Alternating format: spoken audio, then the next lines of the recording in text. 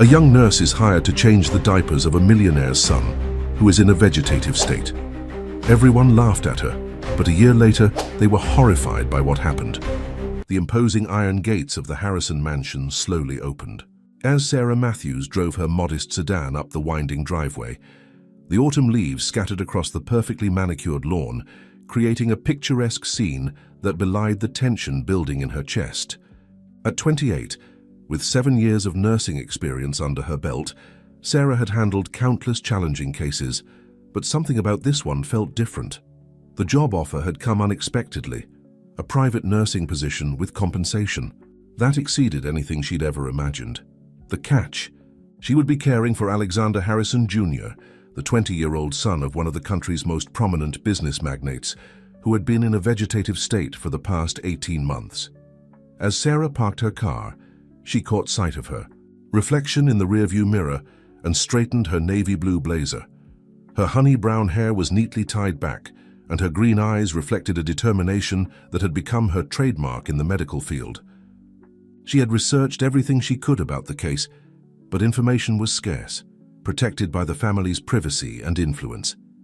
The massive wooden doors opened before she could reach for the doorbell, revealing Mrs. Victoria Harrison, Alexander's stepmother.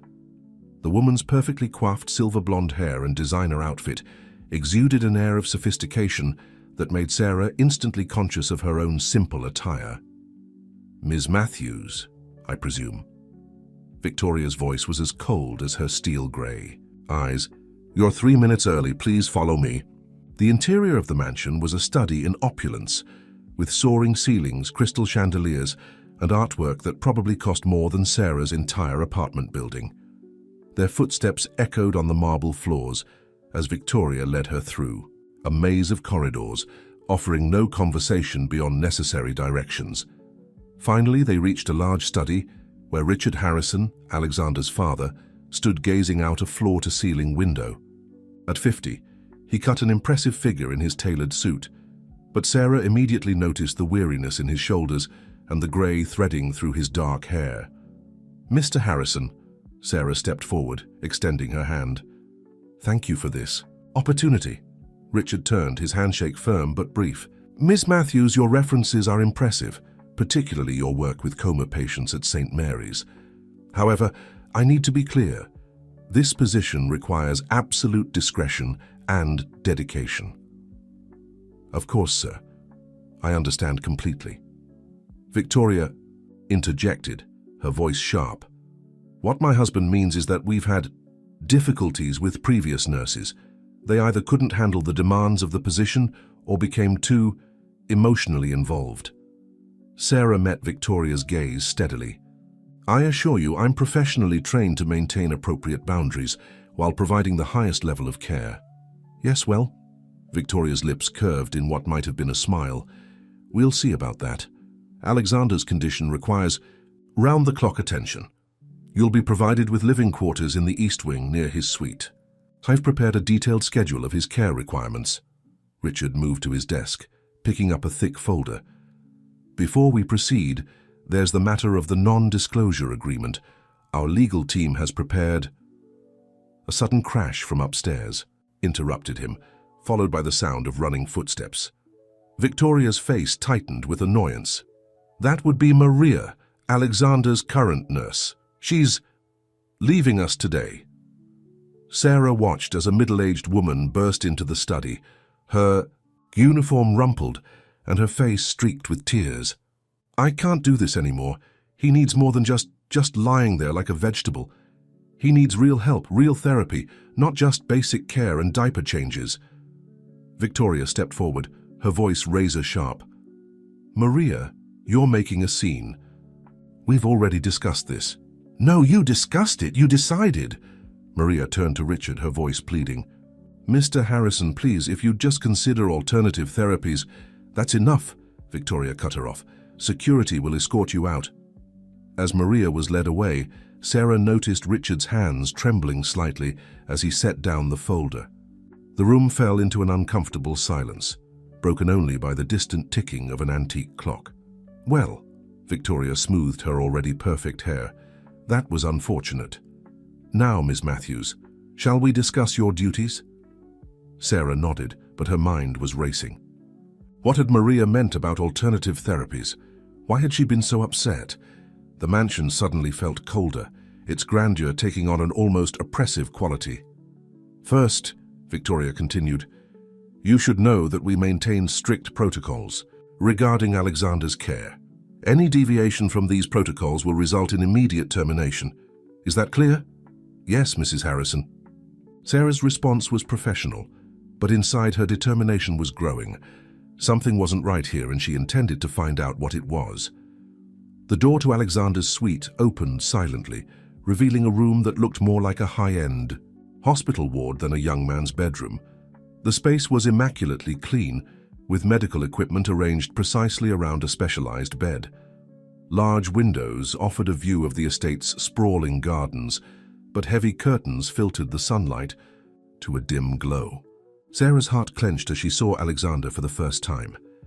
He lay motionless, his tall frame seeming smaller somehow against the white sheets. His dark hair had been recently trimmed, his face clean-shaven, clear signs of attentive basics, care. But there was something missing, something that went beyond the obvious tragedy of his condition.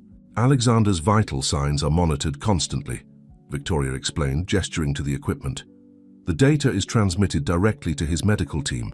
You'll receive daily instructions from Dr. Peterson, our chief physician. Sarah moved closer to the bed, her trained eye taking in details. Alexander's skin was pale but healthy, his muscles showing minimal atrophy, unusual for someone who had been immobile for so long. Has he been receiving physical therapy? Basic range of motion exercises, Victoria replied dismissively. Dr. Peterson believes anything more would be unnecessarily taxing. Sarah frowned slightly. But research shows that aggressive physical therapy can help prevent complications and potentially stimulate. Ms. Matthews, Victoria interrupted, her tone sharp. We've consulted with the finest neurologists in the country. They all agree that Alexander's condition is unlikely to improve. Our focus is on maintaining his current state and ensuring his comfort. Before Sarah could respond, a soft meow caught her attention. A grey cat had slipped into the room and was now trying to jump onto Alexander's bed. Victoria moved quickly to shoo it away. That's Winston, she explained with obvious disapproval. He was Alexander's pet. We've tried to keep him out of this room, but he's rather persistent.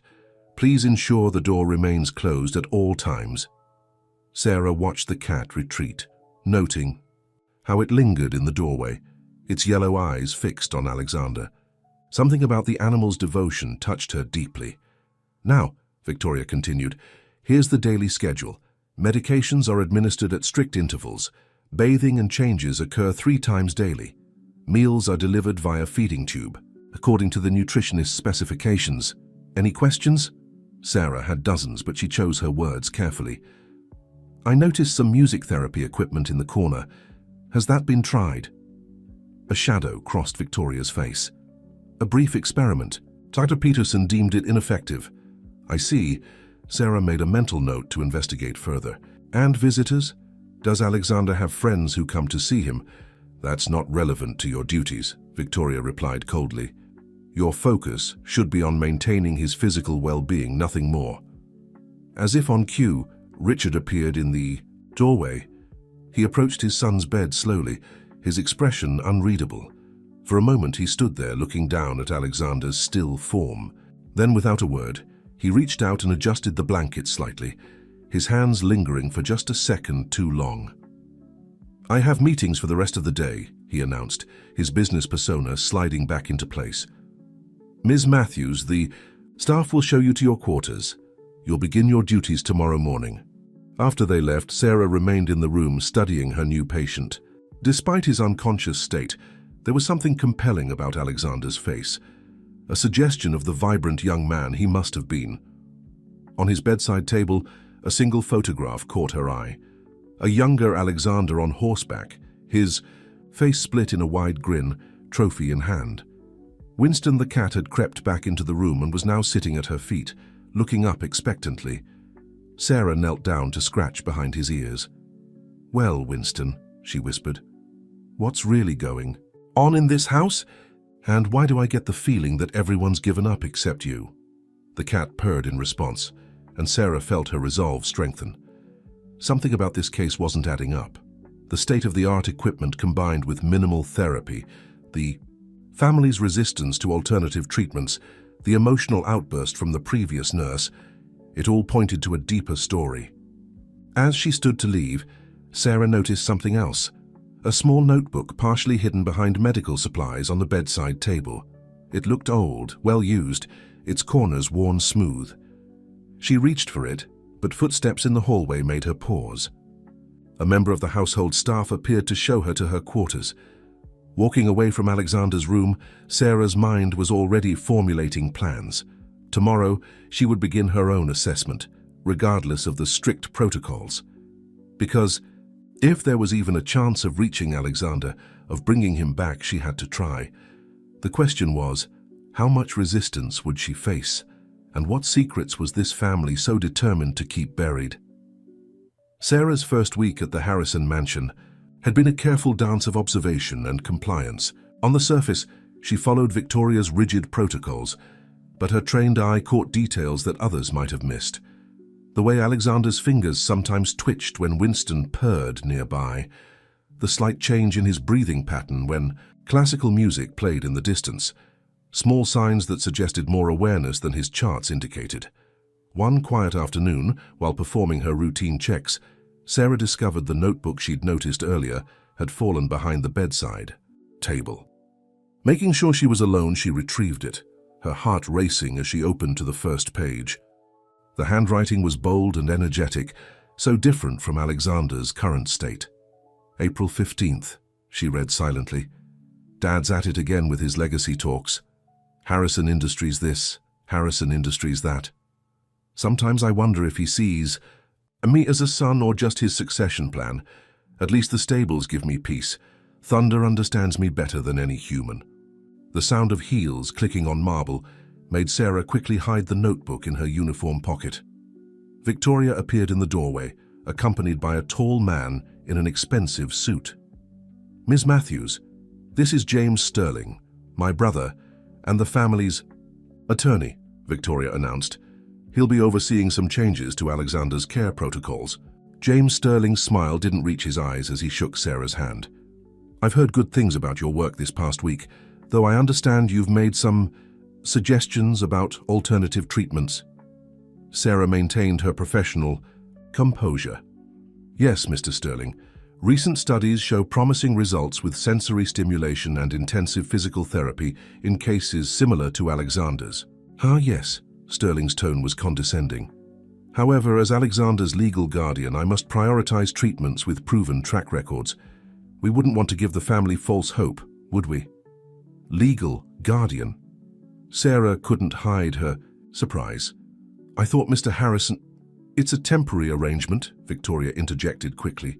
"Given Richard's emotional involvement, we felt it best to have someone more objective managing Alexander's care decisions." Sarah noticed how Victoria's hand trembled slightly as she spoke, despite her controlled expression. Something about this arrangement clearly troubled her, despite her apparent agreement with it. Later that evening, Sarah was organizing Alexander's medical supplies when she heard hushed voices from the hallway. She recognized Richard Harrison's distinctive tone, now sharp with anger. "This isn't what we agreed to, James. You're overstepping." "Richard, be reasonable." Sterling's voice was smooth as silk. "Your judgment is compromised when it comes to Alexander.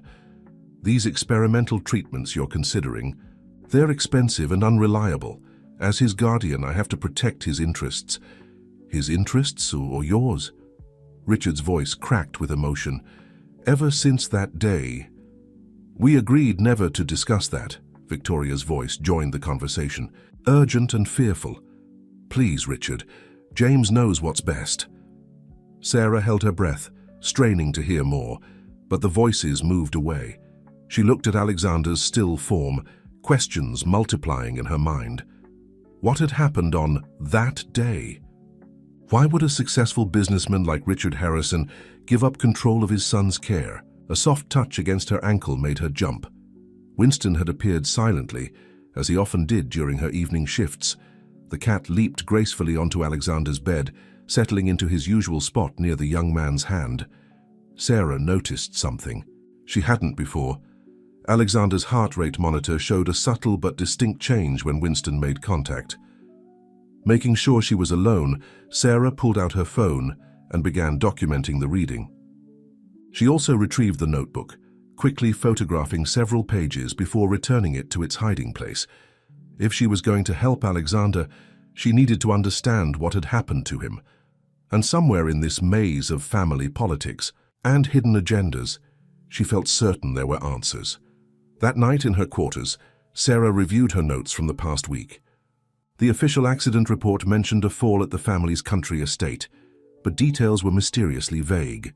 She began a list: Alexander's unexpected responsiveness to sensory stimulation, the legal guardianship transfer, the family's resistance to new treatments, the hidden journal.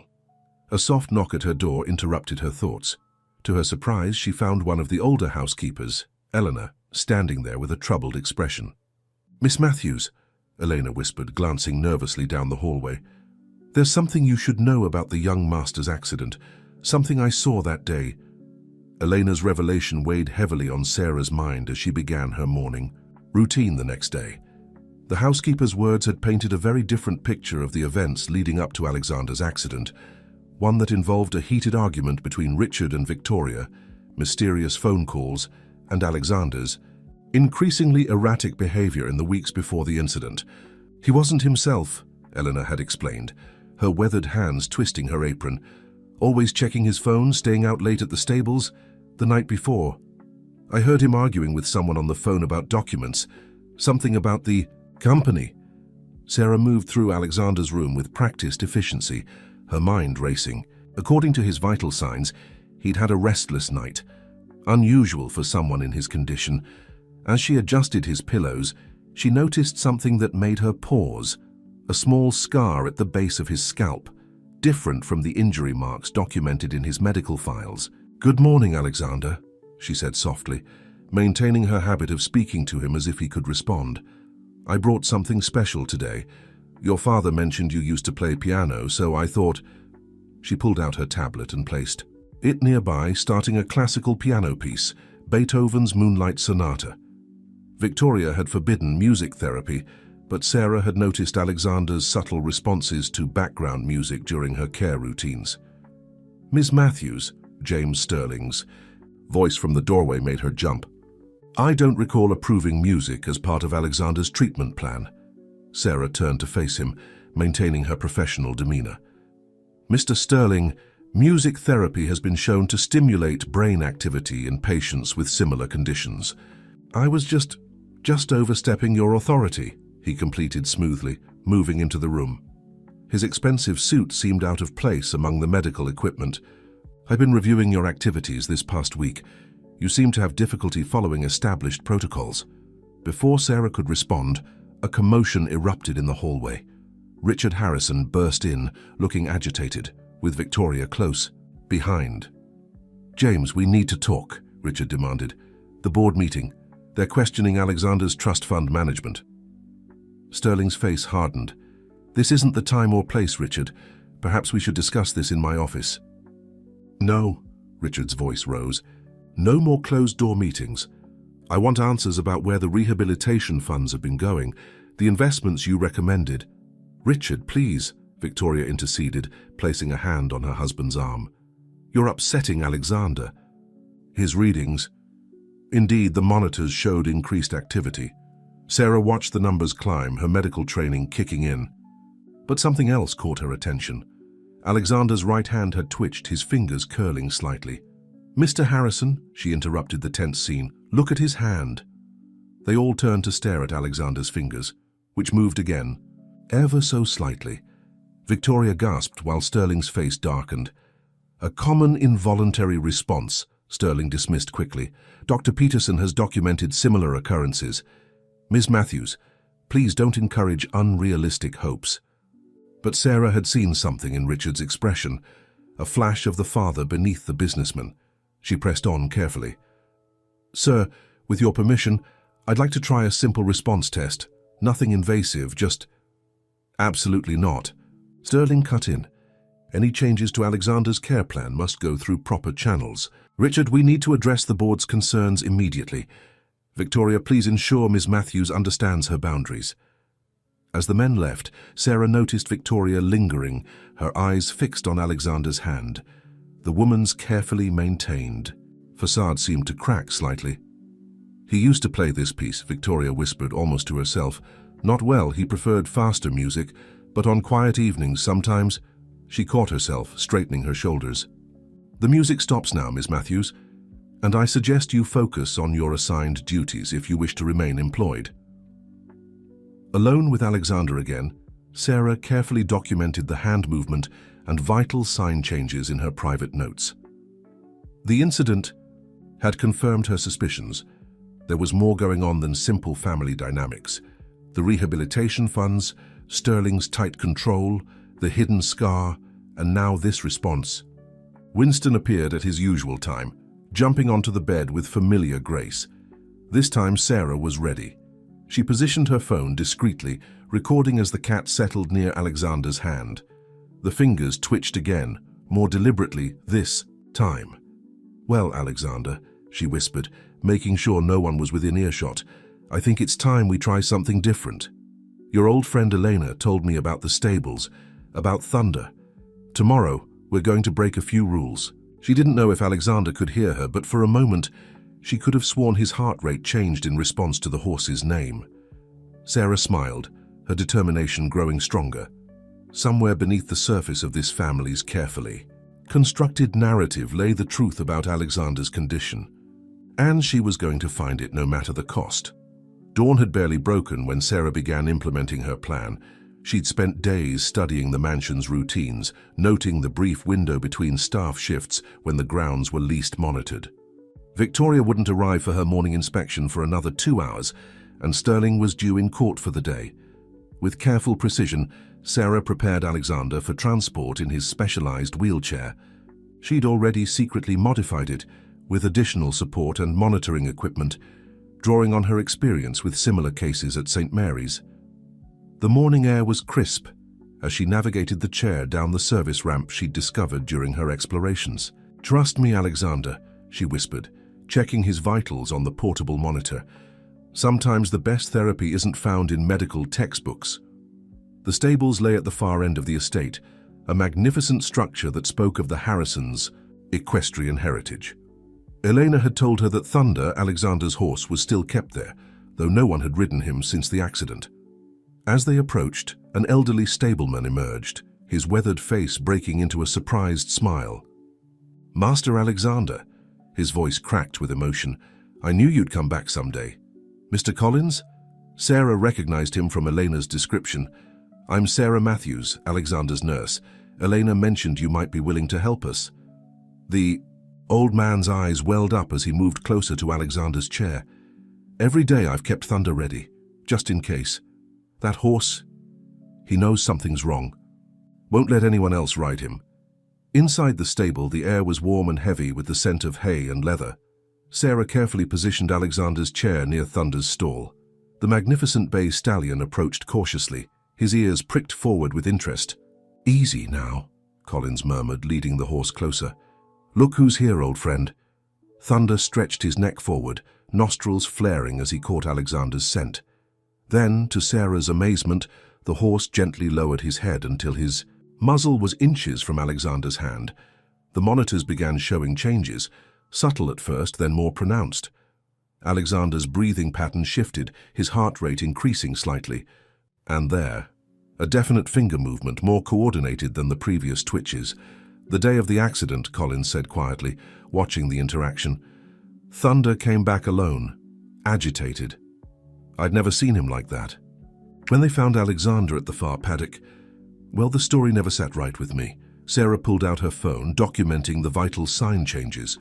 "What do you mean?" "Thunder's a bomb-proof horse, especially with Alexander. They won national, junior championships together. But that day," Collins hesitated, "there were marks on Thunder's flanks, like someone had used spurs. Alexander never used spurs, not once in all his years riding." A sound from Alexander's throat, barely audible but definitely there, made them both freeze. Sarah quickly checked the monitors, her heart racing. The readings showed increased brain activity, more than she'd seen since starting at the mansion. "His riding boots," Collins continued, his voice dropping to a whisper. "They were missing, never found them, but Alexander always wore his lucky boots for riding, had his initials stamped on the leather. Miss Victoria said he must have lost them in the fall, but..." The sudden crunch of gravel outside made them all jump. Thunder snorted, backing away from the stall door. Sarah's stomach dropped as she recognized the sound of Victoria's car. "Quick," Collins urged, already moving to help with the wheelchair. "Through the back. There's a service path that leads to the east wing. I'll distract them." As Sarah hurriedly wheeled Alexander back toward the mansion, her mind was racing. The missing boots, the unexplained spur marks, Alexander's response to thunder. Pieces of a puzzle were starting to form, but the picture they suggested was troubling. They barely made it back to Alexander's room before Victoria's heels could be heard in the hallway. Sarah had just finished settling him back in bed when the door opened. "Miss Matthews," Victoria's voice was sharp with suspicion. "Why is Alexander's hair damp?" "Morning hygiene routine, Mrs. Harrison," Sarah replied smoothly, grateful she'd thought to mist his hair as part of the cover story. "I tried a new therapeutic cleaning technique that Dr. Peterson mentioned." Victoria's eyes narrowed, scanning the room as if searching for evidence of deception. "I see. And these elevated readings on his morning chart?" "Natural variations in his circadian rhythm," Sarah explained, maintaining her professional tone.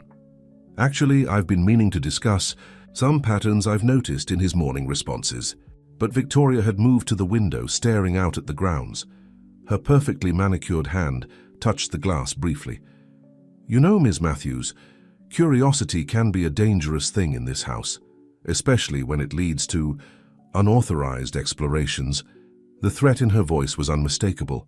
Yet as she turned to leave, Sarah caught something else in her expression: fear. Not the fear of discovery, but something deeper, more personal. Alone again with Alexander, Sarah checked his vitals one more time. The readings had stabilized, but they were markedly different from his baseline of the past weeks. Progress, however small, had been made. She retrieved his journal from its hiding place, turning to the last entry before the accident. The page was wrinkled as if it had been wet and dried. Most of the writing was illegible, but one line stood out clearly. "I know what they did. Tomorrow, I'll prove it." The confrontation Sarah had been dreading came sooner than expected. That evening, Dr. Peterson arrived for an unscheduled visit, his usual polite demeanor replaced by barely concealed hostility. Victoria and Sterling flanked him as he reviewed Alexander's charts, his frown deepening with each page. "These readings are concerning," he announced, looking directly at Sarah. "The fluctuations suggest inappropriate stimulation.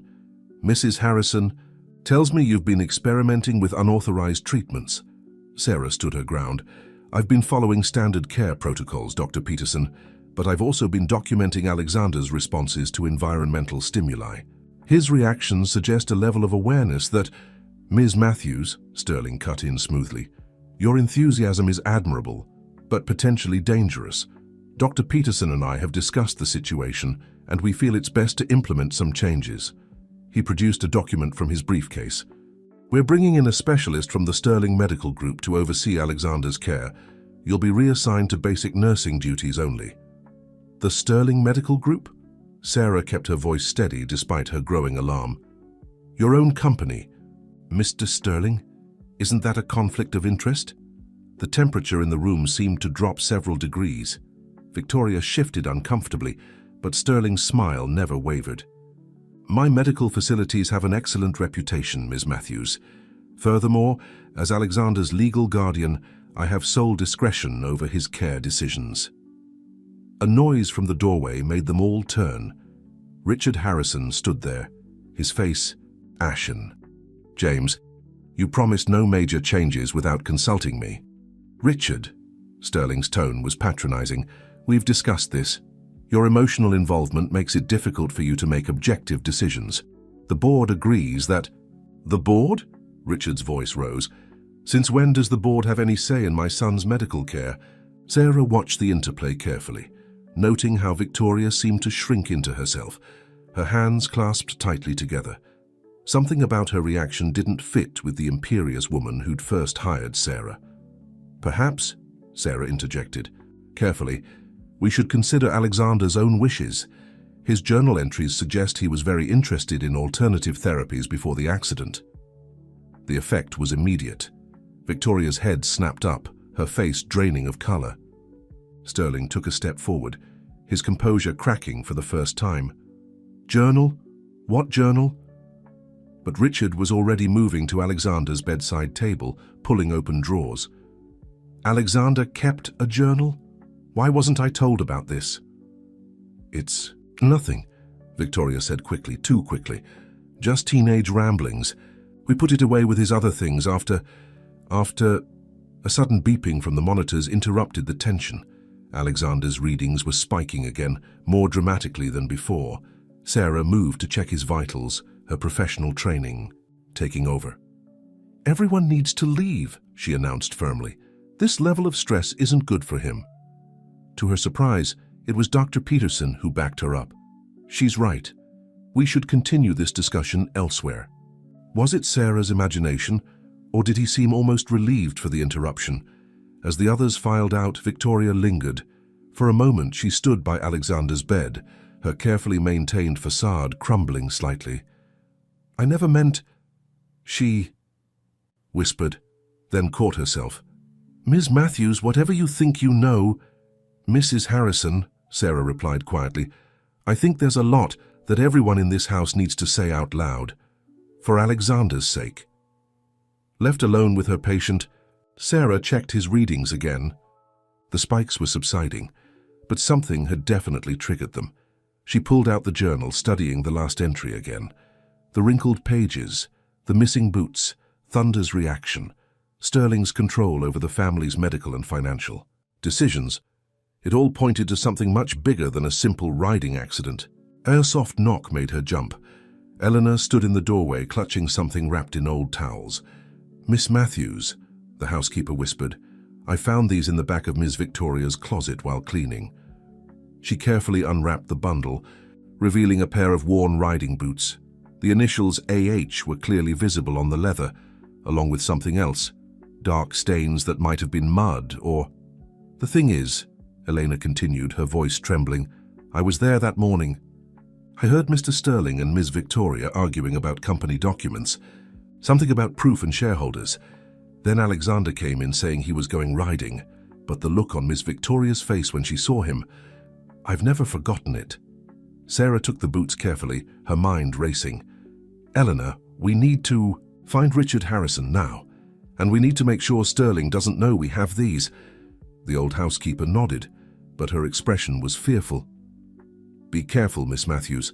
The last person who asked too many questions about that day, they didn't just leave, they disappeared." The next morning dawned grey and misty, matching Sarah's troubled mood. She'd spent a sleepless night studying Alexander's journal entries, comparing dates and details with the information Elena had provided. The boots remained hidden in her quarters, wrapped in clean towels and secured in her locked medical supply case. Her usual morning routine with Alexander felt different now, charged with unspoken tension. As she checked his vitals, she noticed subtle changes in his responses, more frequent finger movements, variations in his breathing patterns when she spoke about specific topics. "Your father's company is having its annual shareholder meeting today," she said quietly, watching the monitors. "Eleanor mentioned you used to attend those. In fact, according to your journal, you were supposed to present something at last year's meeting, weren't you?" The spike in his readings was unmistakable. A soft knock interrupted her observations. Richard Harrison entered, looking exhausted but determined. He closed the door carefully behind him. "Ms. Matthews," he said, his voice low, "I need to know exactly what you found in my son's journal." Sarah studied him carefully. "Sir, before I share that, I need to understand something. Why did you really give up guardianship of Alexander to James Sterling?" Richard sank into a chair, suddenly looking every bit his 50 years. "I didn't give it up, not willingly. After Alexander's accident, James presented documents showing I was emotionally unstable, unfit to make medical decisions. The board supported him, claiming it was in the best interest of both Alexander and Harrison Industries. And you didn't fight it? Fight it? Richard's laugh was bitter. With what? James had everything locked down. Medical reports, psychological evaluations, even Alexander's trust fund. Victoria supported him, saying I was too emotional, too focused on experimental treatments instead of accepting reality. Sarah moved closer, lowering her voice. Mr. Harrison, what was Alexander planning to present at that shareholder meeting? The color drained from Richard's face. How did you... He glanced at his son's still form. Alexander had been investigating some discrepancies in the company's charitable foundation. Funds that were supposed to go to medical research, diverted somewhere else. He was always better with numbers than I was. Saw patterns I missed. Sarah's heart was pounding. And James? Sterling was involved with the foundation. He managed it, still does. Richard stood, moving to his son's bedside. The morning of the accident, Alexander said he had proof of something big. He was going to show me after his ride, but... A commotion in the hallway made them both freeze. Victoria's voice, unusually agitated, was approaching. James, you can't do this. We had an agreement. Sterling's reply was cold. Agreements change, Victoria, especially when people start asking inconvenient questions. The door burst open. Sterling entered, followed by Victoria and two men in suits. Sarah recognized the corporate logo on their briefcases, Sterling Medical Group. Richard, Sterling's smile was shark-like. Perfect timing. These gentlemen are here to facilitate Alexander's transfer to my private facility. Given the recent complications in his care, we feel it's best to move him immediately. Transfer? Sarah stepped forward. That's not medically advisable. Alexander's been showing signs of increased responsiveness. Moving him now could... Your services are no longer required, Miss Matthews. Sterling cut her off. Security will escort you off the premises. Richard, the paperwork is already prepared. As Alexander's legal guardian... No. Richard's voice was quiet but firm. Not this time, James. He pulled out his phone, holding up an email. I just received this from our old family lawyer. Interesting timing, isn't it? Apparently, he's been holding some documents Alexander left with him. Insurance, he called it. The change in Sterling's expression was subtle, but unmistakable. Victoria made a small, choked sound. Richard, she stepped forward. Please, you don't understand. We were trying to protect you, protect the company. Protect me, Richard's voice cracked. By hiding the truth about what happened to my son. The monitors tracking Alexander's vital signs began beeping more rapidly.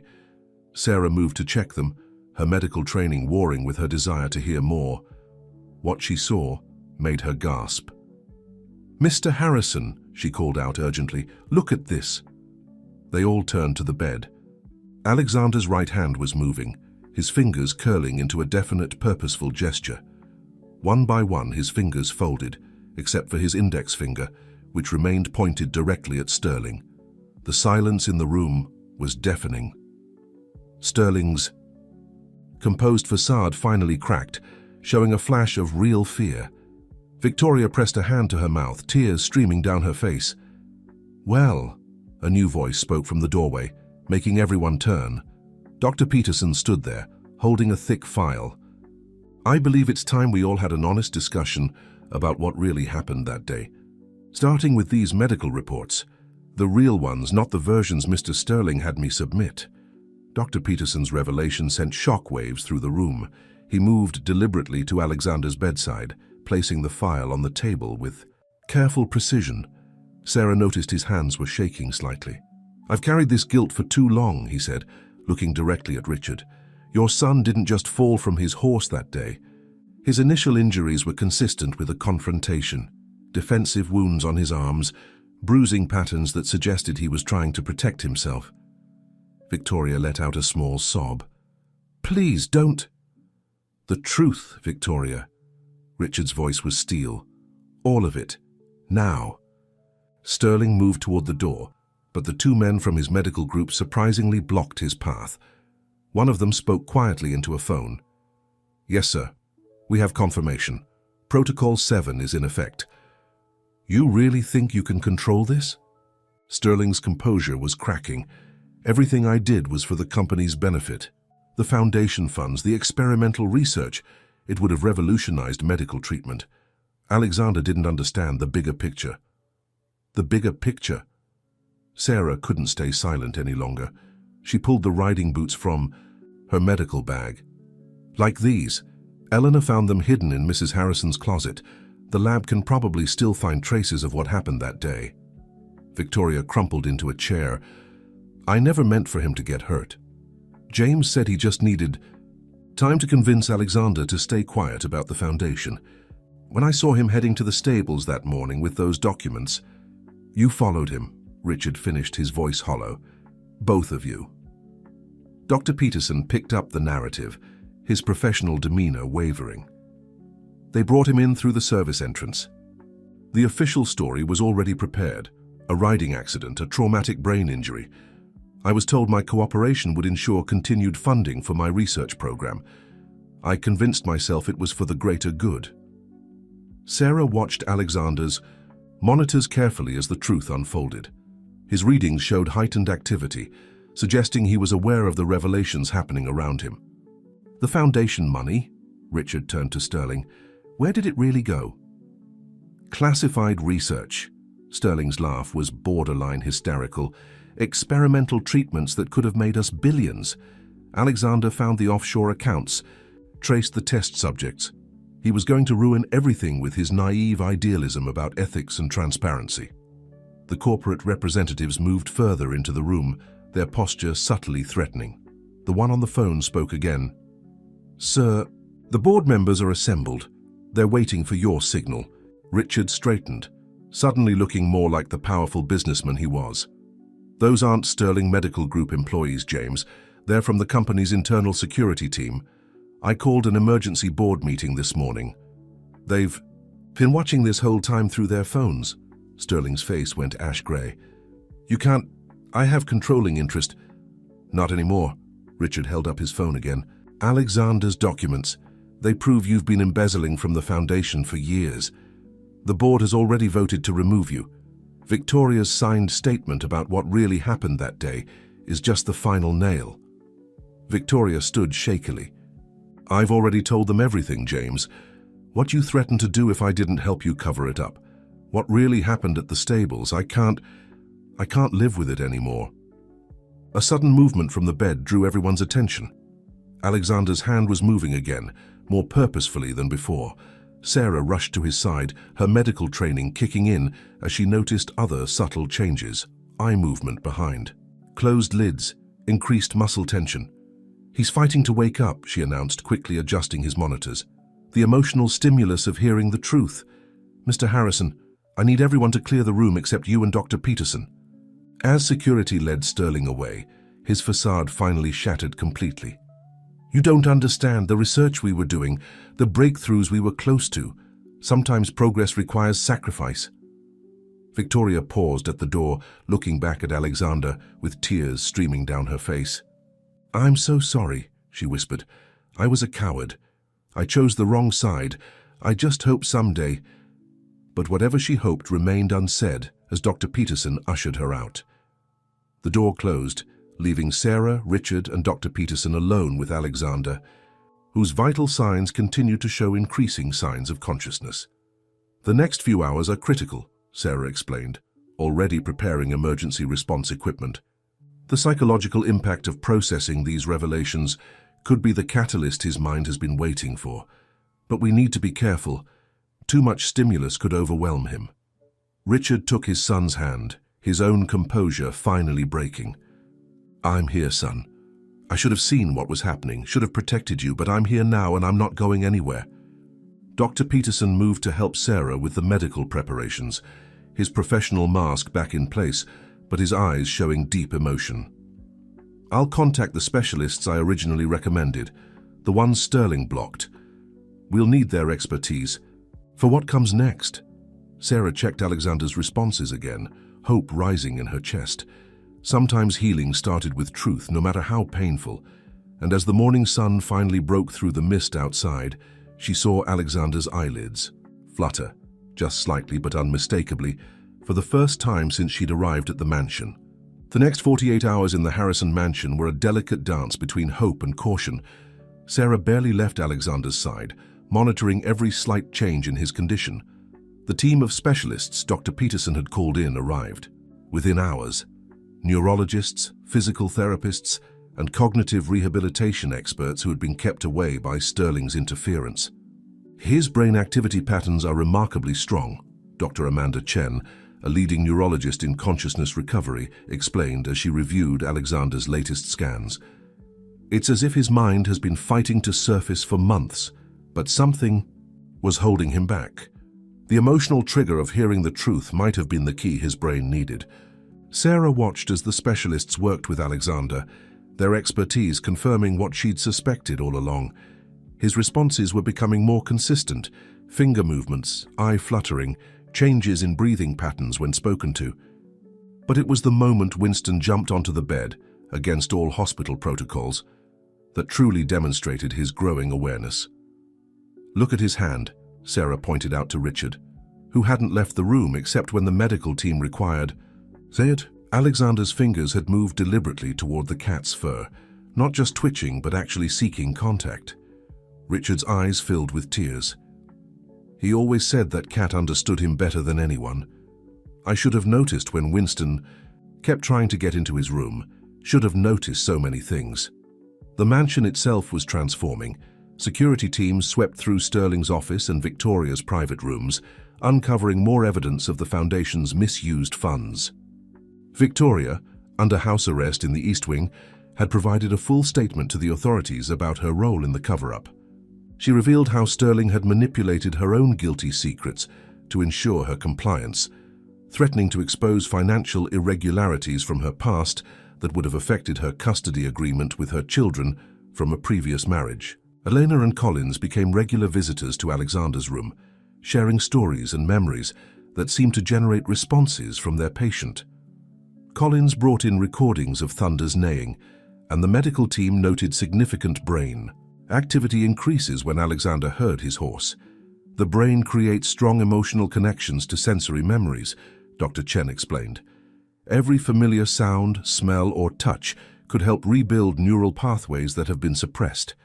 Sarah had incorporated these insights into an intensive therapeutic program, carefully documented, to contrast with Sterling's deliberately minimal approach. The difference in Alexander's care was stark. Instead of being treated as a body to be maintained, he was now at the center of a holistic recovery effort that engaged all his senses and emotions. One evening, as Sarah was adjusting Alexander's physical therapy equipment, Richard entered with a laptop. "I found something," he said quietly. In Alexander's cloud storage, videos he recorded before everything happened.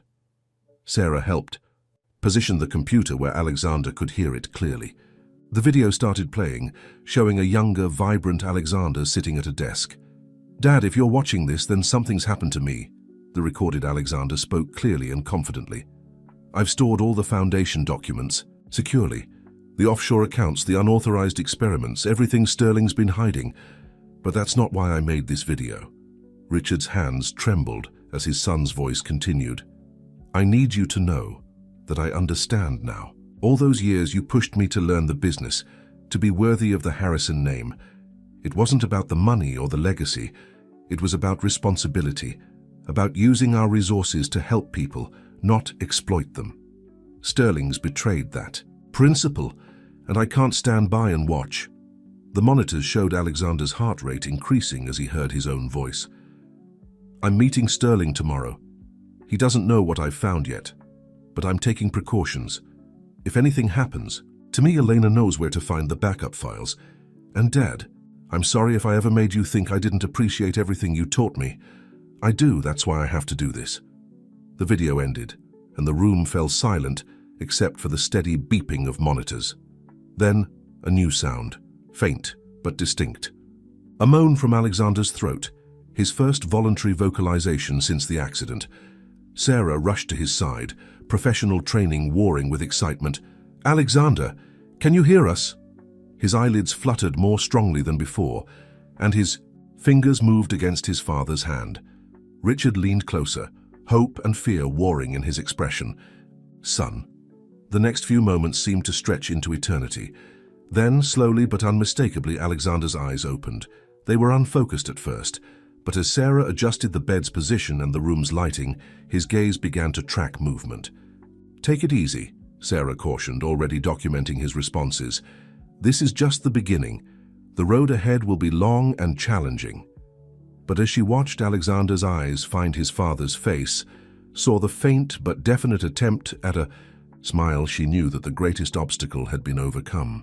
The truth had finally broken through the walls of silence and deception, and with it came the chance for real healing. Dr. Chen was already adjusting treatment protocols, consulting with her team about the next steps. The room buzzed with cautious excitement and professional focus. Yet in the midst of it all, Sarah noticed something that the medical readings couldn't quantify. The way Alexander's expression changed when Winston curled up next to him, purring softly. It was a look of peace, of coming home. The first week, after Alexander's awakening, was a delicate balance of medical necessity and emotional healing. Every small victory was celebrated, every setback met with determined optimism. Sarah found herself coordinating not just his physical care, but also the complex emotional dynamics of a family, rebuilding itself from the ground up. "Remember," she cautioned during a team meeting with the specialists, "his mind has been active all this time, processing everything around him. We need to be prepared for the psychological impact as his ability to communicate improves."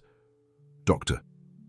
Chen's team had developed a specialized communication system, starting with simple eye movements and progressing to hand signals. Alexander's first clear message, spelled out laboriously through a letterboard, was characteristically direct. "Thunder okay." When Collins brought photos showing the horse healthy and waiting in the stables, Alexander's relief was visible. His next message was more challenging. "Victoria?"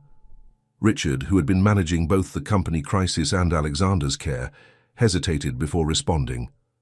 "She's cooperating with the authorities, son. Her statement helped expose Sterling's whole operation. She wants to talk to you when you're ready." Alexander's improved awareness had revealed a practical challenge. His mind was sharp and eager to communicate, but his body required extensive rehabilitation.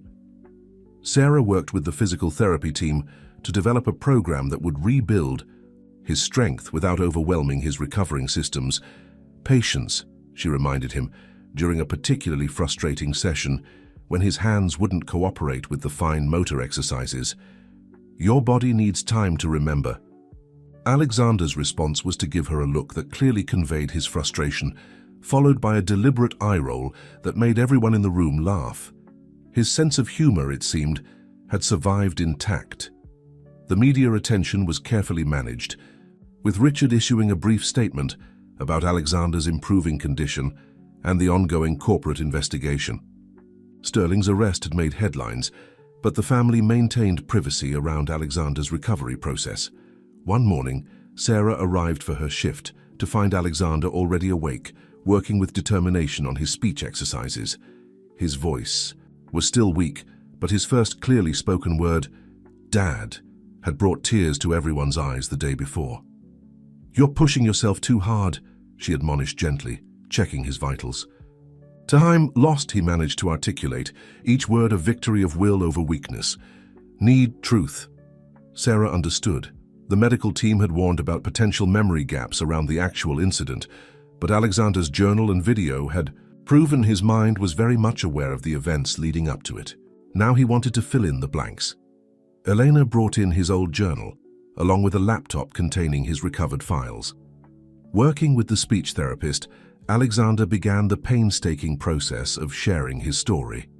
The foundation documents he'd discovered, the unauthorized experiment Sterling had been funding, the confrontation at the stables when Victoria had tried to stop him from going to the board. Not her fault, he insisted when Victoria's name came up. Sterling threatened her. Kids. Richard spent hours with his son, their conversations moving gradually from basic communication to deeper reconciliation. The years of misunderstanding and pressure began to heal as they found new ways to connect. The most significant breakthrough came during Alexander's first supervised visit to the stables. Supported by his medical team and seated in a specialized wheelchair, he finally reunited with Thunder. The horse approached cautiously, but the moment of recognition between them was profound. Alexander's hand, still shaky but growing stronger, reached up to touch Thunder's nose. "Remember," he whispered, his voice stronger in the presence of his old friend. That evening, Sarah found Alexander working with renewed determination on his exercises. His message board spelled out a clear, "Glad you'll want to ride again." "One step at a time," she reminded him, but couldn't help smiling at his ambition. The medical team had been amazed by his progress, far exceeding typical recovery patterns for similar cases. A soft knock at the door revealed Victoria, hovering uncertainly at the threshold. It was her first visit since Alexander had awakened. The room grew tense, but Alexander's hand moved deliberately toward his communication board. "Come in," he managed to say aloud, his voice quiet but clear. Victoria stepped forward, tears streaming down her face. "Alexander, I'm so sorry. I should have been stronger. Should have found another way." Alexander's fingers moved slowly but purposefully across his letterboard, forming words that Sarah read aloud. "We all made mistakes. Time to heal now." The simple wisdom of his response seemed to lift a weight from the room. Victoria sat carefully beside his bed, and for the first time since Sarah had known her, the elegant facade cracked completely. She began to talk, really talk, about her fears, her regrets, and her hope for redemption. Sarah watched the scene unfold, noting how Alexander's vital signs remained strong and steady. Sometimes the best medicine wasn't found in medical textbooks or therapy protocols. Sometimes it was as simple as the truth, finally spoken aloud, and the choice to move forward together. 3 months into Alexander's recovery, the Harrison Mansion had transformed into a state-of-the-art rehabilitation center. The East Wing now housed specialized equipment, and the gardens had been modified to include therapeutic walking paths. Sarah coordinated with a team of professionals, each focused on different aspects of Alexander's journey back to full health. "Your progress is remarkable," Dr. Chen commented during a morning evaluation. "The brain scans show significant regeneration of neural pathways. However," she paused, glancing at Sarah. "Time to increase challenges," Alexander finished for her, his speech now clear though still measured. Months of intensive therapy had strengthened his voice, along with his determination. Sarah watched him during his physical therapy session, noting how far he'd come from those first tentative movements. Now he could sit independently, stand with support, and was working tirelessly toward walking again. But it was his cognitive recovery that truly amazed everyone. "The company reports," he said during a break, gesturing to the tablet Richard had brought him. "The Foundation's legitimate projects need to continue. People depend on that research." Richard, who had been balancing company reconstruction with Alexander's care, looked up from his own work. "The board's audit is complete. Sterling's network has been exposed, and the legitimate research projects are being reviewed for continuation." "Not enough," Alexander shook his head. "Need to do more. Sarah, my notes?" Sarah helped him access his laptop, where he'd been documenting ideas between therapy sessions. His typing was still slow, but his mind was sharp as ever. The screen showed plans for restructuring the Foundation, focusing on ethical medical research and accessibility programs. "You need to focus on your recovery," Richard started, but Alexander cut him off. "This is recovery, Dad. Fixing what was broken, all of it." Victoria, who had been quietly supporting Alexander's rehabilitation while dealing with her own legal issues, spoke up from where she sat arranging his medication schedule. "He's right, Richard. The Foundation's mission was always about helping people. Sterling corrupted that, but we can restore it." Sarah noticed Alexander's expression soften at Victoria's words. Their relationship had evolved over the months, moving from complicated past to cautious present. Victoria had thrown herself into supporting his recovery, attending every therapy session she was allowed to, and learning everything she could about his treatment. The afternoon brought a special milestone. Alexander's first supervised session in the hydrotherapy pool. As Sarah and the physical therapist helped him into the water, she remembered his words from weeks earlier. Water feels like freedom. "Ready to try those new exercises?" she asked, supporting him as he found his balance in the pool. "Born ready," he grinned, then turned serious. "Sarah, sir, thank you, not just for this, for seeing me when I couldn't show myself." The moment was interrupted by excited barking. A golden retriever puppy, part of Alexander's new therapy program, had managed to escape his handler and was bouncing around the pool area. "Max," Alexander called out, his voice warm with affection. The puppy had been Dr. Chen's suggestion, a way to complement Winston's calming presence with more active interaction. The young dog's energy and need for training gave Alexander additional motivation in his recovery. "He's as stubborn as you are," Sarah laughed, watching Max attempt to join them in the pool before being caught by his handler. "Good trait," Alexander winked. "Got me this far." Later that evening, Sarah found Alexander in the renovated study, surrounded by papers and his therapy equipment. He was video conferencing with the Foundation's legitimate research partners, his voice tired but clear as he discussed future directions. "The scandal hurt a lot of good projects," he explained to Sarah after the call. "Need to rebuild trust, show that ethical research can make real change." "One step at a time," she reminded him, checking his vitals. The day's activities had been demanding, but his readings were strong.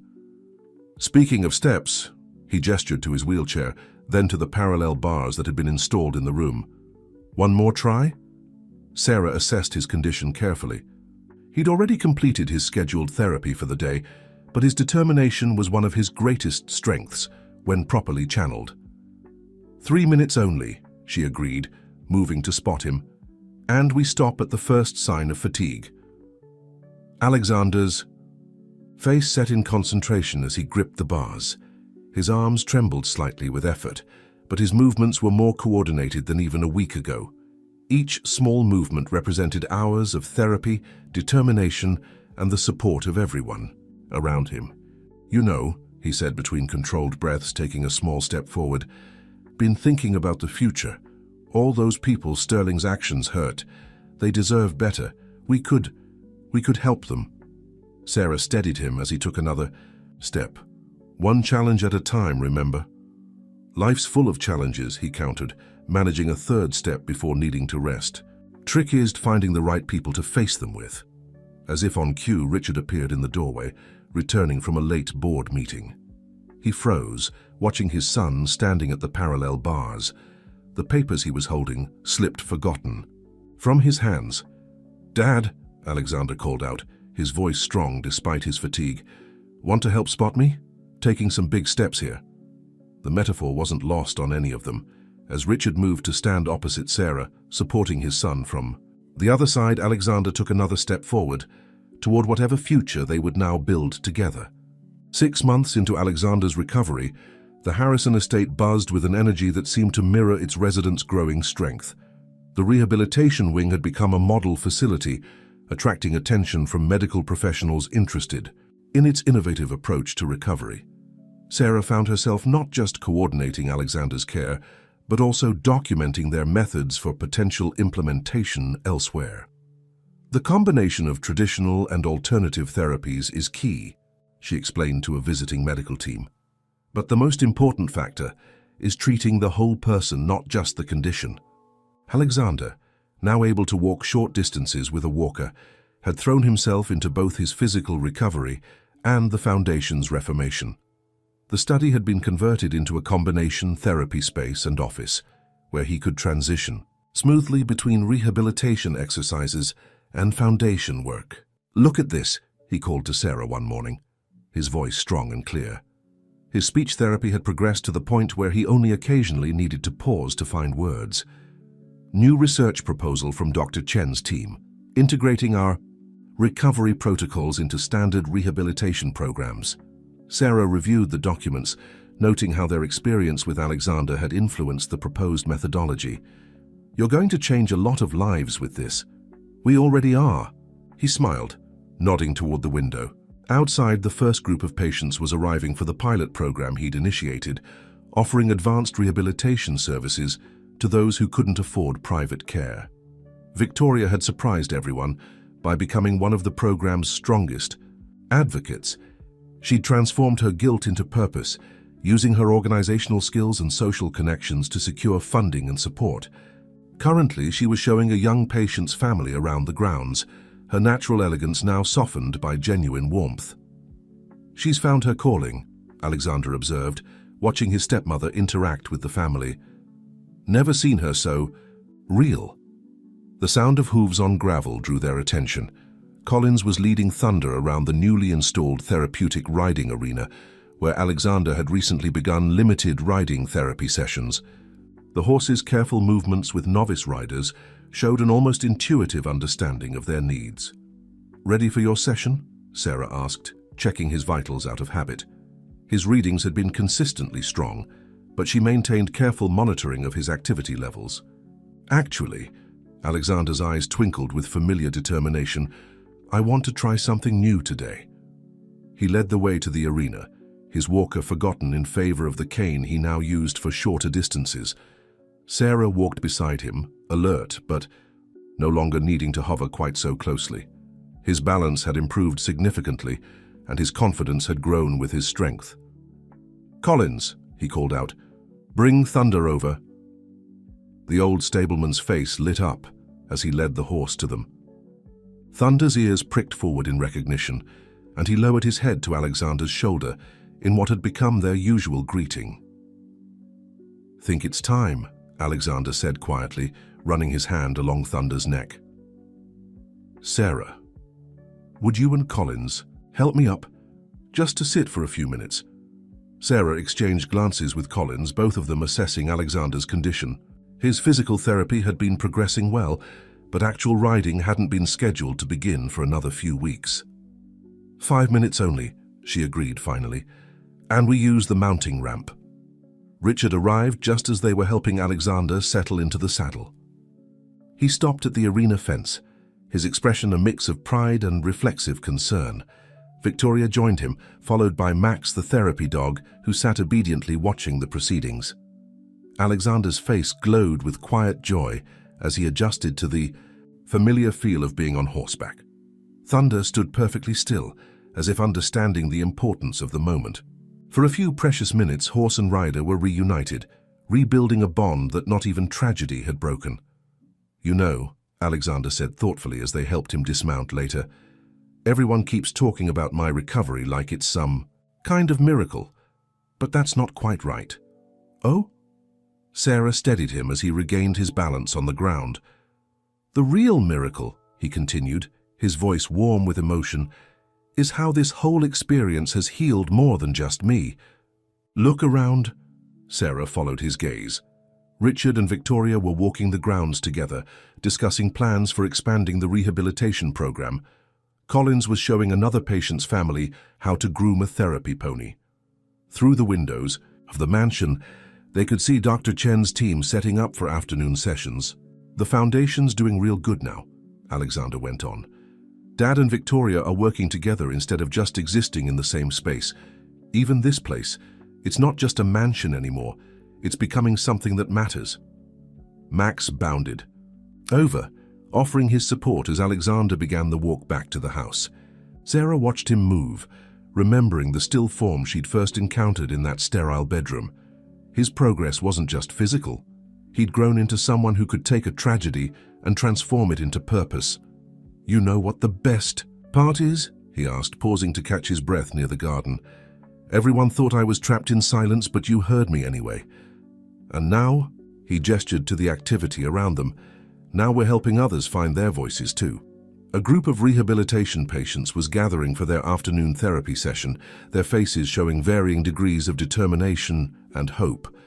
Each of them had a story, a journey, a fight ahead of them. But thanks to the changes in the Harrison Foundation, they wouldn't have to fight alone. "So," Alexander grinned, his old spark fully present in his eyes, "ready to help me with my next big idea? Because I've been thinking about expanding the program." Sarah laughed, recognizing the tone that meant he was about to propose something ambitious and probably challenging. But then she realized, That's exactly what had brought them all to this point.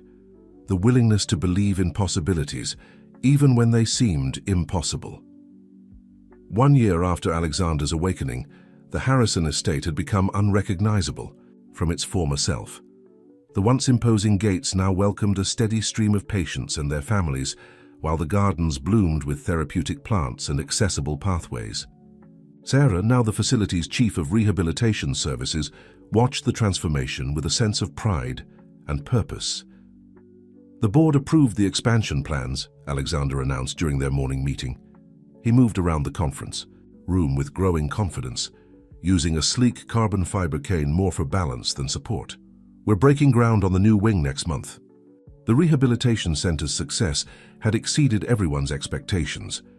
Dr. Chen's research team had documented unprecedented recovery rates, attributing them to their holistic approach and the supportive community environment they'd created. The waiting list keeps growing, Victoria added, reviewing the admission requests on her tablet. Her role as patient relations director had revealed a natural talent for connecting with families in crisis. We need to consider additional staff for the new wing. Richard, who had restructured Harrison Industries to prioritize medical innovation and accessibility technology, nodded in agreement. I've been talking with several universities about establishing a training program. We could offer internships, create a pipeline for specialized rehabilitation professionals.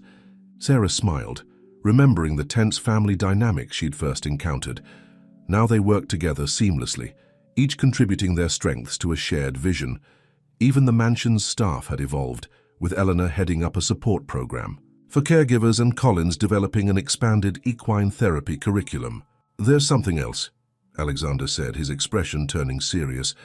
The Sterling case is finally going to trial next month. The prosecutor wants me to testify. A heavy silence fell over the room. Sterling's arrest had led to the discovery of a vast network of illegal medical research and financial fraud. His trial would bring national attention and scrutiny to the Harrison family and foundation. Are you sure you're ready for that? Sarah asked, her medical instincts kicking in. Alexander's recovery had been remarkable, but public speaking could still be challenging when he was tired. Ready or not, it needs to be done, he replied firmly. Too many people were hurt by his actions. They deserve to see justice served. Victoria's hands trembled slightly as she set down her tablet. I'll be testifying too, about everything. The threats, the cover-up, all of it. Richard reached across the table to squeeze her hand supportively. Their relationship had evolved into a genuine partnership, strengthened by their shared commitment to making amends for past mistakes. Later that afternoon, Sarah found Alexander in the therapeutic riding arena, watching a young patient take her first supported ride on Thunder. The horse moved with gentle precision, guided by Collins's experienced hand. Remember my first time back in the saddle? Alexander asked, smiling at the memory. I could barely sit up straight for 5 minutes. Now look. He gestured to where Max, the therapy dog, was helping another patient practice walking exercises. The golden retriever had grown into an invaluable member of their team, seeming to instinctively know which patients needed physical support and which needed emotional comfort.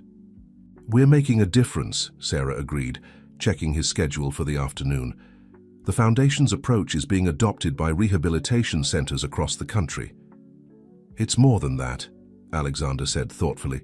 We're showing people that recovery isn't just about physical healing. It's about finding purpose again. Look at Victoria, she's completely transformed. Dad's rediscovered what the company was meant to be about. Even the staff, they're part of something meaningful now. The sound of laughter drew their attention to the garden, where a group of patients was participating in a horticultural therapy session. Among them was a teenage girl who had arrived 3 weeks ago, unable to speak after a traumatic brain injury. Now she was smiling, communicating through sign language as she planted seedlings with her therapist. I've been thinking, Alexander continued, his voice taking on the tone that Sarah had learned meant a new project was forming in his mind. About all the families who can't come here for treatment. We have the protocols, the research, the experience. What if we could bring it to them? Sarah raised an eyebrow, already anticipating where this was going. Mobile rehabilitation units? Better. His eyes lit up with excitement. A network of satellite centers, each adapted to their local community's needs. We could train local healthcare providers, provide resources and support. Make this accessible to everyone who needs it. As they discussed the possibilities, Sarah noticed something that might have escaped others: the complete absence of his cane as he gestured animatedly, fully engaged in sharing his vision. It was these moments of unconscious progress that meant the most, showing how far he'd come from the silent, immobile patient she'd first met.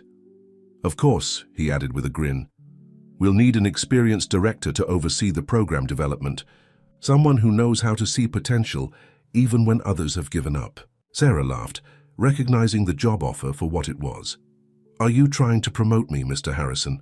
Just recognizing talent, Ms. Matthews, he replied, his tone playful but his eyes sincere. After all, you saw something in a patient everyone else had written off. Imagine what you could do with a whole network of rehabilitation centers. The afternoon sun cast long shadows across the estate's grounds, highlighting the peaceful activity of patients, families, and staff working together toward recovery.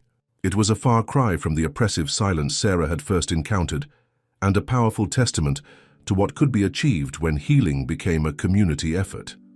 The day of Sterling's trial arrived with an unexpected sense of calm. Alexander stood before the mirror in his former bedroom, now converted into a comfortable office space, adjusting his tie with steady hands. His reflection showed a man transformed, not just physically, but in the confident set of his shoulders and the purposeful gleam in his eyes. Your vitals are perfect, Sarah noted, performing one final check before they left. Remember, if you feel overwhelmed during the testimony, I know, he smiled reassuringly.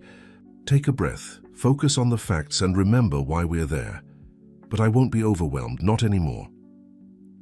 The courthouse steps were crowded with media, but the Harrison family moved through the chaos with dignified purpose. Victoria's testimony came first, her voice clear and unwavering as she detailed Sterling's manipulation and the events leading to Alexander's injury. When it was Alexander's turn, he walked to the witness stand without assistance, each step a testament to his recovery. Mr. Harrison, the prosecutor began, could you tell the court about your discovery of the Foundation's misused funds? Alexander's voice carried through the courtroom, strong and measured. I found discrepancies in the research funding allocations, projects that looked legitimate on paper, but didn't exist in reality. The money was being diverted to unauthorized experiments, procedures that violated every ethical standard we had. As he testified, Sarah watched Sterling's face. The former attorney's composed facade cracked as Alexander methodically exposed the full scope of his crimes, not just against the Harrison family, but against countless vulnerable patients who had been exploited by his schemes. Later that evening, back at the estate, the mood was one of quiet triumph. The prosecution had presented an ironclad case, and Sterling's conviction seemed certain, but Alexander's mind was already moving forward to new challenges. The satellite center proposal is gaining traction, he told Sarah as they walked through the therapy gardens. 3 hospitals have already expressed interest in partnering with us. Their path took them past the evening therapy sessions, where patients worked with dedicated staff members. The sound of encouragement and achievement filled the air, a stark contrast to the silence that had once permeated these grounds. Dad's technology division is developing new adaptive equipment, Alexander continued, pausing to greet a young patient practicing with a prototype mobility device. And Victoria's outreach program has identified communities that desperately need rehabilitation services. Sarah nodded, remembering the frightened family members she'd first encountered here. Now, thanks to Victoria's program, families received comprehensive support alongside their loved ones' treatment. The healing extended far beyond physical rehabilitation. You know what I remember most about those early days? Alexander asked, settling onto a bench near the rose garden, the same garden where he'd later taken his first unassisted steps. The way you talked to me, even when I couldn't respond. You saw me as a person, not just a patient. I saw someone fighting to break through, Sarah replied, thinking back to those challenging first weeks. All you needed was someone to fight alongside you.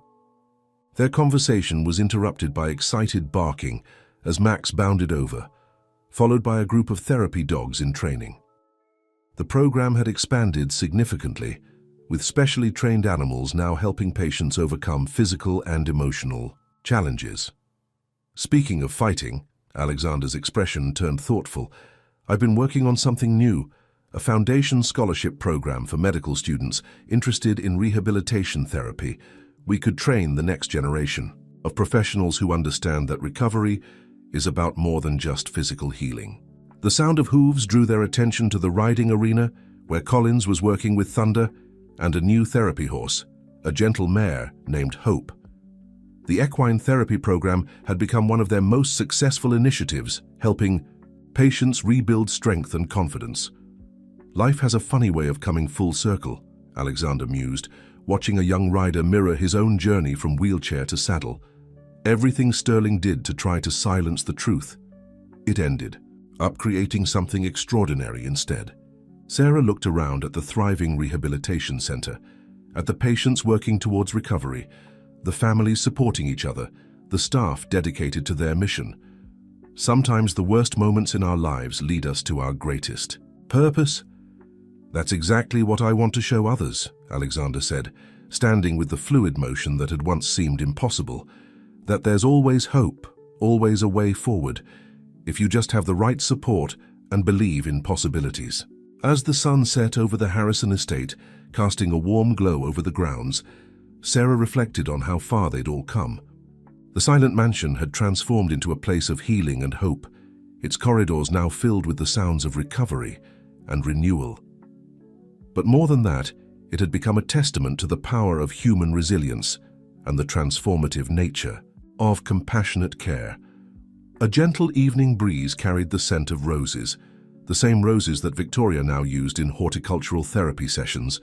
Everything had changed, yet somehow become exactly what it was always meant to be. The Harrison legacy was no longer about power or privilege, but about healing and hope, about seeing potential where others saw only limitations. "Ready for tomorrow?" Sarah asked, knowing Alexander had a full schedule of therapy sessions and foundation meetings ahead. He smiled, his expression full of the quiet determination that had carried him through his darkest days. "Ready for anything.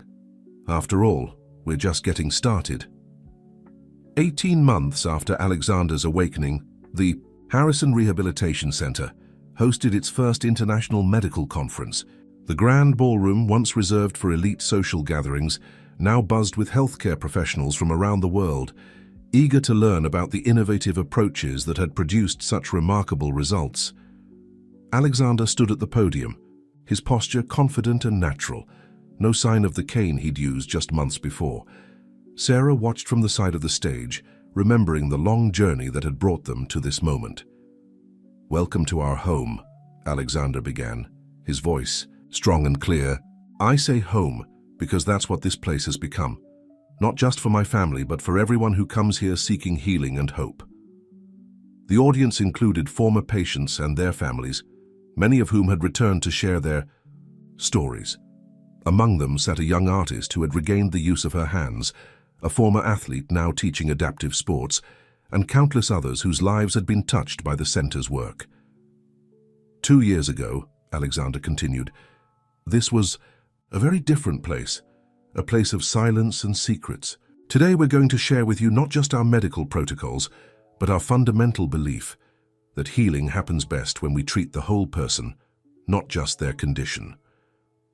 Victoria, elegant as ever, but with a new warmth in her bearing, led a session on family support systems. Her personal experience had evolved into expertise, and her program for helping families navigate the rehabilitation journey had become a model for centers worldwide. The hardest part for families, she explained to her attentive audience, is feeling helpless. We teach them that they're not just observers in their loved one's recovery, they're essential participants. Richard presented the technology division's latest innovations, adaptive equipment designed with input from patients and therapists. The Harrison Industries research labs had shifted their focus entirely to medical technology and accessibility solutions, with several breakthrough patents already changing lives. During the lunch break, Sarah found Alexander in the therapy gardens, where demonstration sessions were being conducted.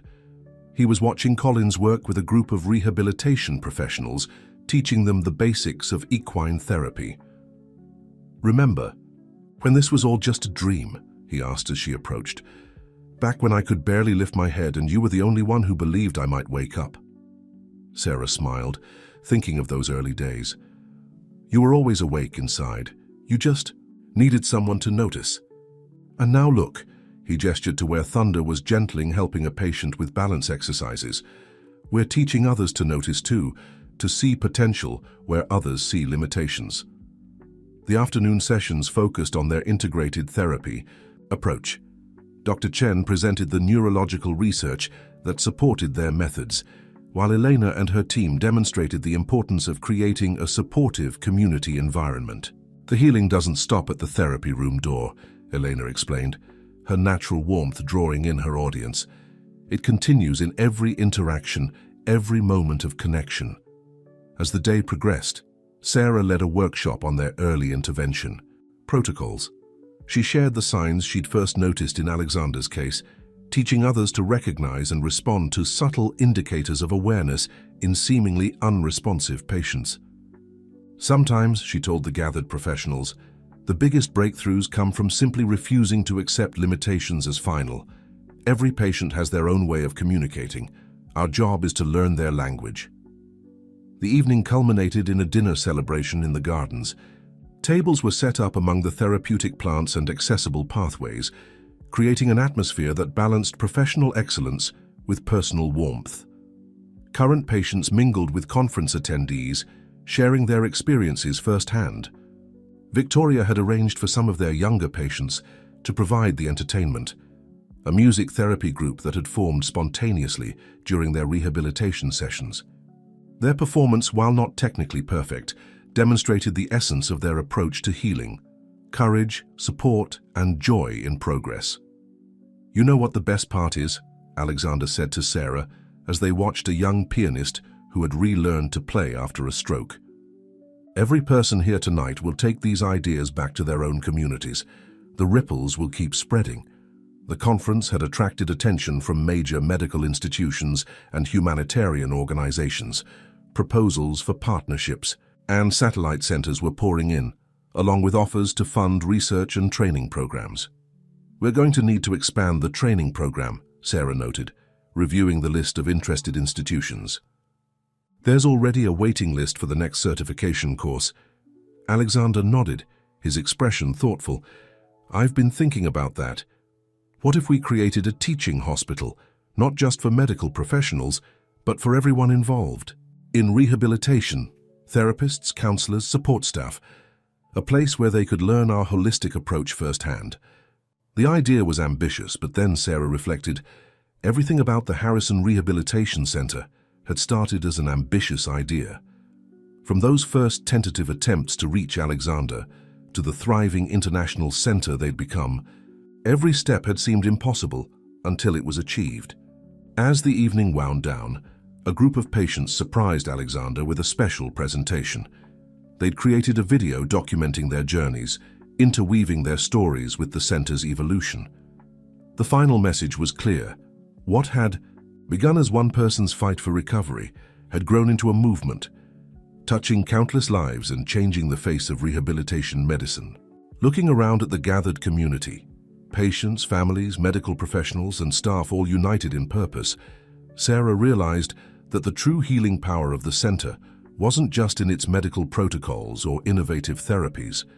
It was in the belief that every person had potential for growth and that healing was a journey best taken together. The success of the medical conference catalyzed a new phase of growth for the Harrison Rehabilitation Center. As autumn painted the therapeutic gardens in warm colors, the estate hummed with the energy of expansion and innovation. Construction had begun on the new teaching hospital wing, while satellite centers were taking shape in communities across the country. Sarah found Alexander in his favorite spot in the rose garden, reviewing plans with a team of architects. The Milfet garden itself had become a symbol of their approach to healing, carefully planned yet organic, structured but allowing for natural growth and adaptation. The satellite center in Phoenix just confirmed their opening date, he announced as she joined them. They've already got a waiting list of patients, and the rural outreach program is exceeding all our projections. The outreach program had been Victoria's latest initiative, bringing mobile rehabilitation services to communities without access to specialized care. She had transformed from a society figure into a passionate advocate for accessible healthcare, using her connections to break down barriers and open doors. The first group of international students arrives next week, Sarah added, checking her tablet. 20 healthcare professionals from 10 different countries, all eager to learn our methods. The teaching program had evolved far beyond their initial vision. In addition to medical training, it now included courses in patient advocacy, family support, and community integration. Elena had developed a comprehensive curriculum for support staff, while Collins's equine therapy certification program had a 2-year waiting list. Later that afternoon, Sarah accompanied Alexander to the newly completed pediatric wing, where Max and his team of therapy dogs were working with young patients. The space was bright and welcoming, designed to make rehabilitation feel like play rather than work. Sometimes I wonder, Alexander mused, watching a young girl take her first steps after an accident, her face lighting up as she reached for Max's wagging tail. What would have happened if you hadn't questioned those initial protocols? If you just accepted the limitations others had placed on my recovery? Sarah thought back to those early days, to the quiet rebellion of playing music and allowing Winston into the room. I think the real question is, what would have happened if you hadn't been fighting so hard to break through? You were your own best advocate, even when you couldn't speak. They passed the hydrotherapy pool, where Richard was discussing adaptive swimming techniques with the sports therapy team. The Harrison Industries Technology Division had developed new underwater support systems, making aquatic therapy more accessible for patients with severe mobility limitations. Dad's got 3 new patents pending, Alexander said proudly. The Adaptive Equipment Program is revolutionizing home care options, and Victoria's Foundation for Families in Need has already helped hundreds access treatment they couldn't otherwise afford. The transformation of the Harrison family dynamics was perhaps their greatest success story. Richard and Victoria had found their way back to real partnership, united by their commitment to making a difference. The business empire that had once been built on power and profit now flourished through innovation and compassion. In the main rehabilitation wing, Dr. Chen was conducting a research review with her team. Their ongoing studies of recovery patterns and therapeutic approaches were changing the medical community's understanding of rehabilitation potential. The latest data is remarkable, she told Sarah and Alexander. The combination of traditional and innovative therapies, along with our community support model, is showing success rates that were previously thought impossible. As they walked through the facility, they encountered countless small victories: a stroke patient speaking their first clear words, a trauma survivor taking independent steps, a young athlete returning to modified training. Each success story added to the growing evidence that their approach worked. "You know what I love most about this place now?" Alexander said as they reached the garden terrace where they often ended their days. "It's not just about individual recovery anymore. It's about showing the world what's possible when you combine medical excellence with human connection." The sun was setting over the estate, casting long shadows across the grounds where patients, families, and staff moved through their evening routines. In the distance, Thunder and Hope grazed peacefully in their paddock, while Max supervised a group therapy session on the lawn. "We're not just treating conditions," Sarah agreed, watching a family celebrate their loved one's progress with tears of joy. "We're changing the way people think about healing itself." Victoria appeared in the doorway, her arms full of program proposals. "The board approved all the new initiatives," she announced triumphantly, "including the scholarship fund for underprivileged medical students and the international exchange program." The Harrison Rehabilitation Center had become more than a medical facility. It was a beacon of hope, a model for what healthcare could be when compassion met innovation. The silence that had once filled these halls had been replaced by the sounds of healing, learning, and growth. As they reviewed plans for the future, Sarah reflected on how far they'd all come. Alexander's personal journey had sparked a movement that was changing lives around the world. Victoria had found redemption through service. Richard had rediscovered his company's true purpose, and she herself had grown from a dedicated nurse into a pioneer in rehabilitation medicine. The evening air carried the scent of roses, the same roses that had witnessed Alexander's first steps toward recovery. Now they bloomed alongside new gardens, each designed to aid in different aspects of rehabilitation. Like the center itself, they had grown far beyond their original boundaries, spreading hope and healing in unexpected directions. 2 years to the day after Alexander's awakening, the Harrison Rehabilitation Center celebrated a milestone that no one could have imagined. During those dark early days, the facility had successfully treated over 1,000 patients, with its innovative methods being adopted by medical centers worldwide. But today's celebration was about something more personal. Alexander stood at the entrance of the newly completed riding arena, his posture strong and confident. The morning sun glinted off Thunder's coat as Collins led the horse toward them. Sarah watched from nearby, her medical instincts still alert even after all this time, though she knew they weren't really needed anymore. "Ready?" she asked, though she already knew the answer. "Been ready for this my whole life," Alexander replied with a grin. This wasn't just another therapy session, it was his first competitive ride since the accident. The arena was filled with current and former patients, staff members, and families who had become part of the Harrison Center community. Victoria had organized the event as both a celebration and a demonstration of what was possible with determination and proper support. "Remember," Collins said, his weathered face beaming with pride as he helped Alexander mount, "Thunder knows this dance as well as you do. Trust him." Richard and Victoria stood together at the rail, their faces showing a mixture of pride and carefully contained concern. They had come so far from the tense, fractured family Sarah had first met, but some protective instincts never quite faded. As Alexander and Thunder began their warm-up lap, Sarah reflected on the journey that had brought them here. The silent patient who could barely move had become not just a success story, but a pioneer in rehabilitation medicine. The Harrison Center's methods had revolutionized the field, proving that recovery was possible, even in cases others had deemed hopeless. "Look at that form," Dr. Chen commented, joining Sarah at the rail. "The neural pathways we thought were permanently damaged have not just healed, they've created new connections. He's actually showing better control in some areas than before the accident." The demonstration ride was meant to showcase the center's integrated therapy approach.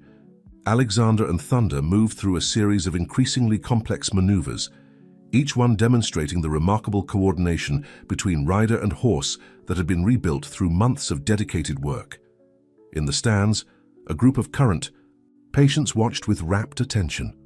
Among them was a young girl who had arrived at the center, unable to walk after a swimming accident. Now she sat in her wheelchair, her eyes shining with determination as she watched Alexander guide Thunder through a precise figure 8. "That's what I want to do," Sarah overheard her whisper to her mother. "If he can do it, I can too." That was perhaps the greatest gift the center had given its patients, not just physical rehabilitation, but the restoration of hope and possibility. Every success story became inspiration for others, creating a continuous cycle of healing and growth. Victoria had found her own path to healing through her work with patients' families. Her support program had become a model for rehabilitation centers worldwide, teaching families to be active participants in their loved ones' recovery rather than helpless observers. "You know," she said softly to Sarah as they watched Alexander complete a particularly challenging sequence, "I used to think strength meant never showing weakness. Now I understand it's about having the courage to keep trying, even when things seem impossible." The demonstration reached its climax as Alexander guided Thunder through a complex dressage pattern, the same one they had been practicing the day of the accident. There was a collective held breath as horse and rider approached the final sequence. This time, however, There was no fall, no tragedy. Instead, Alexander and Thunder moved in perfect harmony, their performance a testament to the power of trust, determination, and proper support. As they came to a stop at Center Arena, the crowd erupted in applause. Richard was the first to reach them, helping his son dismount more from habit than necessity. The embrace they shared spoke volumes about how far their relationship had come, from rigid expectations and misunderstandings to genuine respect and support. "You did it, son." Richard's voice was thick with emotion. "We all did it," Alexander corrected, looking around at the gathered community. "Every person here is part of this story." Later, during the celebration reception in the garden, Sarah found Alexander sitting with a group of new patients, sharing his experience not as a success story to be admired, but as a fellow traveler on the journey of recovery. "The hardest part isn't the physical work," she overheard him say. "It's believing in possibilities when everyone else has given up. But look around. This whole place exists because someone refused to accept limitations as final." The evening air was filled with the sounds of laughter, conversation, and the gentle strains of music from the therapy group's performance. In the nearby paddock, Thunder grazed peacefully, while Max, ever the therapy dog, made his rounds among the guests, offering his special brand of encouragement. "You know what I realized today?" Alexander asked Sarah as they watched the sunset paint the sky in brilliant colors. "This isn't just about proving the doctors wrong anymore. It's about showing everyone, patients, families, even medical professionals, that healing is possible in ways we never imagined." Sarah nodded, understanding completely. The Harrison Center had become more than a rehabilitation facility. It was a living testament to the power of belief, determination, and the right kind of support. Every person who passed through its gates carried that message forward, creating ripples of hope that reached far beyond the estate's boundaries. The autumn breeze carried the sweet scent of possibility as Sarah made her way through the Harrison Center's expanded grounds. 3 years had passed since she'd first driven through those imposing gates, and the transformation still amazed her. The once silent mansion had become a bustling hub of healing and hope, its success spawning a network of satellite centers across the globe. Today was particularly special. The center was hosting its first graduation ceremony for the International Training Program. Healthcare professionals from 20 different countries had completed their certification in the Harrison method, ready to take these revolutionary approaches back to their own communities. Alexander stood at the podium, his presence commanding yet approachable. The young man who had once been confined to a bed now traveled worldwide, speaking about rehabilitation and patient advocacy, but he always came home to the center, where every corner held memories of his own journey to recovery. "When we first developed this program," he addressed the graduating class, "we had a simple goal, to share what we'd learned about the AI's power of integrated healing. But you've taught us just as much as we've taught you. Each of you brings unique insights from your own cultures and experiences, enriching our understanding of what recovery can mean." Victoria, elegant as ever but with the warm confidence of someone who had found her true calling, presented the certificates. Her family support program had become a cornerstone of the center's approach, revolutionizing how rehabilitation facilities worldwide engaged with patients' loved ones. "Remember," she told the graduates, "every family that comes to you carries both fear and hope. Your job isn't just to treat the patient, it's to show them all what's possible." The ceremony was being streamed live to the satellite centers, where new groups of students were just beginning their training. Richard had utilized Harrison Industries' technology division to create a sophisticated network connecting all the facilities, allowing for real-time collaboration and support. "The network grows stronger every day," he told Sarah during the reception. "Each center adapts our methods to their local needs while maintaining the core principle, treating the whole person, not just the condition." In the garden, where the celebration continued, current patients mingled with the graduates, sharing their experiences and hopes. The young girl who had once watched Alexander's first competitive ride was now walking with minimal assistance, already planning her own return to sports. Dr. Chen's research team had published groundbreaking studies on the center's results, documenting recovery rates that challenged traditional medical expectations. But it was the individual stories that truly demonstrated their success. The artist painting again, the musician returning to performance, the athlete back in competition. Eleanor and Collins, now heading their own departments, had developed comprehensive training programs for support staff and animal therapy specialists. Their methods emphasized the importance of creating a healing environment that extended beyond formal therapy sessions. "You know what makes this place special," Collins mused as he watched Thunder giving a gentle ride to a young patient. "It's not just the medical expertise or the fancy equipment. It's the belief that every person who comes through those gates has potential waiting to be unlocked." Max, now a senior therapy dog with several younger protégés, made his way through the crowd, seemingly aware of who needed his special attention most. The animal therapy program had expanded significantly, with dedicated facilities for everything from equine therapy to small animal interactions. As the evening progressed, Sarah found herself back in the rose garden where so many crucial moments had unfolded. The original roses still bloomed, now surrounded by new varieties chosen for their therapeutic properties. Like the center itself, they had grown beyond their original boundaries while staying true to their essence. "Thinking deep thoughts?" Alexander asked, joining her at the garden's edge.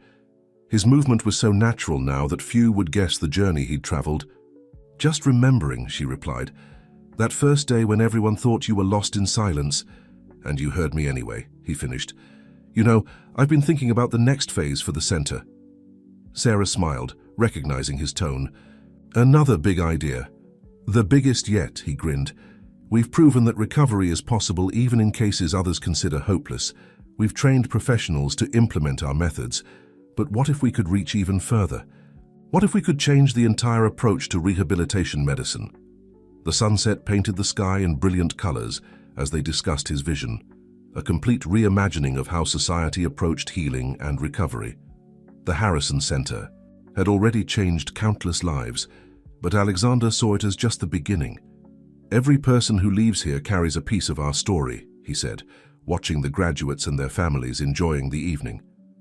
"And each of them will touch hundreds more lives. It's like ripples in a pond, spreading outward endlessly." Sarah looked around at what they'd built together, not just a medical facility, but a community of hope and possibility.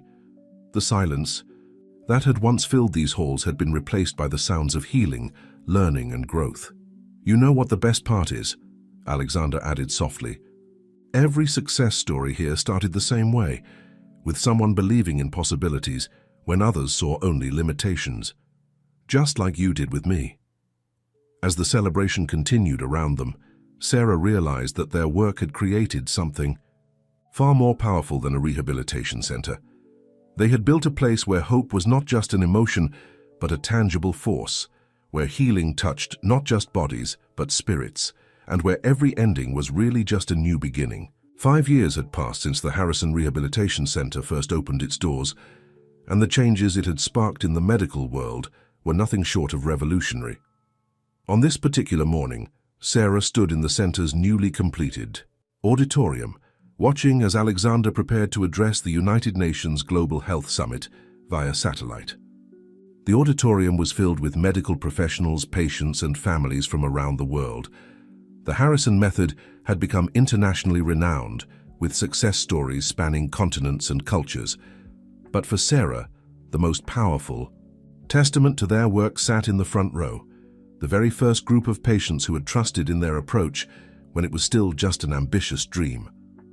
"Distinguished delegates," Alexander began, his voice carrying the quiet authority of someone who had lived the journey he described. 5 years ago, we set out to prove that recovery knows no boundaries except those we accept. Today, I'm proud to announce that the Harrison Foundation will be partnering with the World Health Organization to establish rehabilitation centers in underserved communities worldwide. Victoria, who had orchestrated the partnership through months of careful negotiation, sat beside Richard, their hands clasped in mutual support. They had evolved from a couple bound by circumstance into true partners in both life and purpose. The family's business empire, once focused solely on profit, had been completely restructured around medical innovation and accessibility. "Our approach isn't just about medical treatment," Alexander continued. "It's about creating environments where healing becomes possible, where hope is sustained by community, and where every person's potential is recognized and nurtured." The presentation included live feeds from satellite centers around the globe, a clinic in rural India where traditional healing practices were being integrated with modern rehabilitation techniques, a center in Brazil where former patients had become mentors for new arrivals, a facility in Africa where mobile units brought rehabilitation services to remote villages. Dr. Chen presented the latest research data showing how the Harrison method had significantly improved recovery rates across a wide range of conditions. But it was the personal stories that truly captured the summit's attention, patients speaking in various languages about their journeys from hopelessness to recovery. During a break in the proceedings, Sarah found Alexander in the therapy gardens, where he often went to gather his thoughts. The gardens had expanded far beyond their original boundaries, now including specialized areas for different types of therapeutic activities. "Remember when all this was just an idea?" he asked, gesturing to the thriving facility around them. "When everyone except you thought I was lost in silence?" Sarah smiled, thinking of those early days. "You were never lost. You just needed someone to help find the path forward." They watched as a therapy session unfolded nearby. A young patient was working with one of their international program graduates, using techniques that combined elements from multiple healing traditions. Max's grandson, now a certified therapy dog like his predecessor, provided encouraging support. "You know what makes me proudest?" Alexander mused. "It's not the buildings or the programs or even the success rates. It's how every person who comes here leaves with not just healing, but with purpose." He was right. Former patients had gone on to become advocates, mentors, and innovators in their own right. The ripple effect of their work had touched countless lives, creating a network of hope and healing that spanned the globe. Victoria had joined forces with international humanitarian organizations, working to make rehabilitation services accessible to those who couldn't afford private care. Richard's technology division continued to develop innovative, adaptive equipment, with all patents made freely available to non-profit healthcare providers. The Harrison Foundation's scholarship program had already produced several classes of medical professionals trained in their integrated approach. These graduates were now establishing their own centers, adapting the methods to serve their local communities while maintaining the core principle of treating the whole person. "The UN partnership will change everything," Alexander said, his voice filled with quiet excitement. "We can reach places we never thought possible, help people who never had access to this kind of care before." Sarah nodded, understanding the magnitude of what they were about to undertake. "It's amazing how far we've come from those first tentative steps. Steps that you helped me take," he reminded her. "You know, I've been thinking about the future. Again." "Another big idea?" Sarah asked. Though she already knew the answer, Alexander's vision had never stopped expanding, each success leading to new possibilities. "The biggest yet," he smiled. "We've proven that recovery is possible. We've shown that integrated care works. Now it's time to change the entire global approach to rehabilitation. No more accepting limitations as final. No more giving up on patients who don't fit traditional recovery patterns." As they walked back toward the auditorium, they passed the wall of photographs that chronicled the center's journey.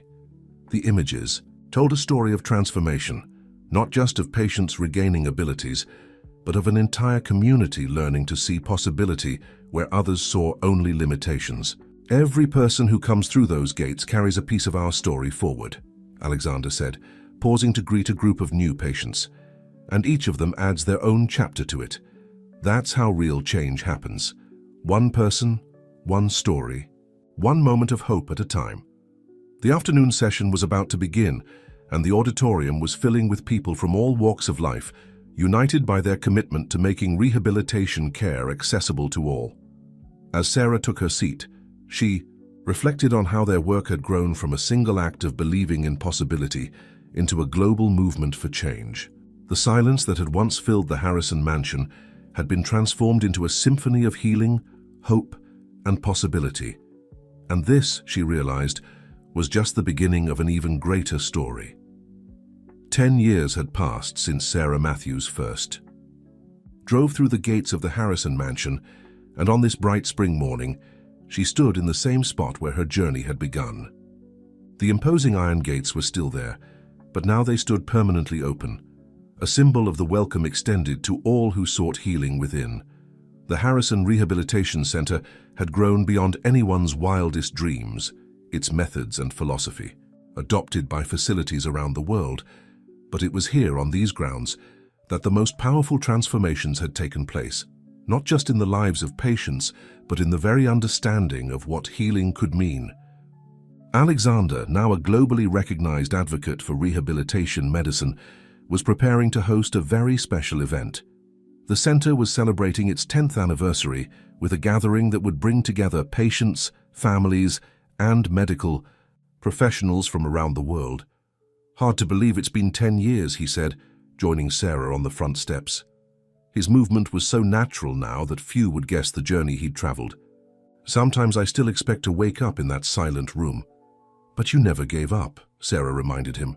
"Even when you couldn't speak, you were fighting to break through." The celebration was being held in the gardens, which had grown into a stunning therapeutic landscape that served as a model for rehabilitation centers worldwide. Patients from every chapter of the center's history had returned to share their stories and celebrate the community that had helped them heal.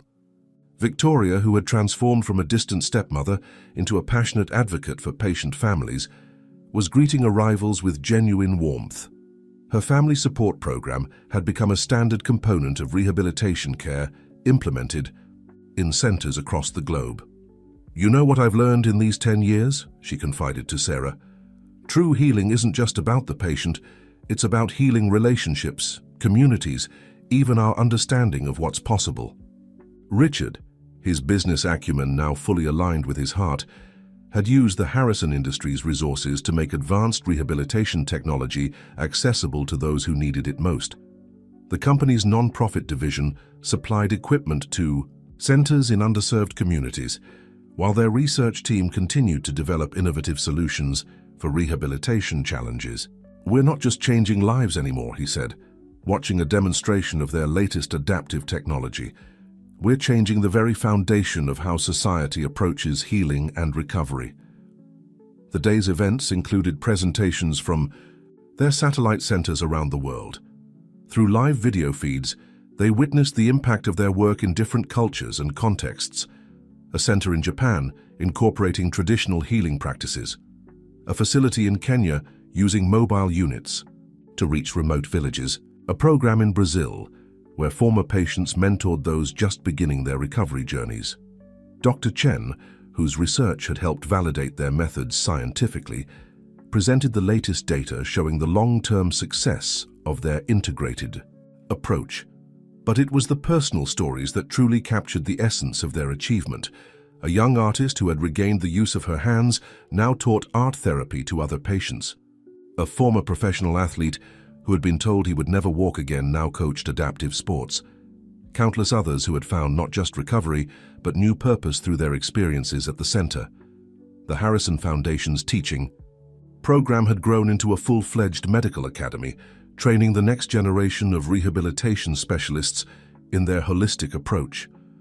Graduates went on to establish their own centers, adapting the methods to their local needs while maintaining the core principle of believing in possibilities.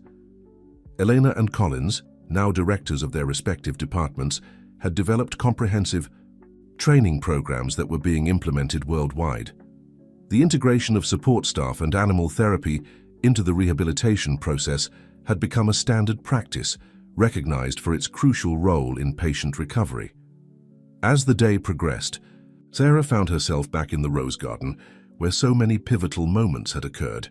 The original roses still bloomed, now surrounded by new varieties chosen for their therapeutic properties. Like the center itself, they had grown beyond their initial boundaries while staying true to their essence. "You know what I realize now?" Alexander said, joining her in the garden. "Every person who comes here adds something to our story.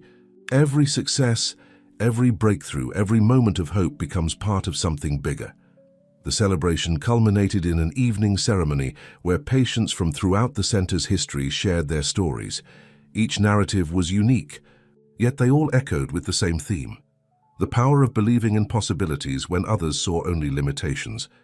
As twilight settled over the estate, Sarah watched the gathered community, patients, families, staff, and supporters, all united in purpose.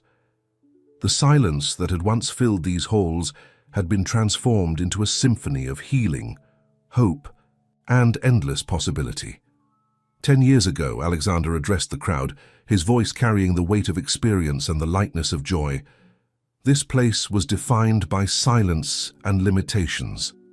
Today it stands as a testament to what can happen when we refuse to accept those limitations as final, when we believe in the power of human potential, when we understand that healing is not just about recovering what was lost, but discovering what's possible.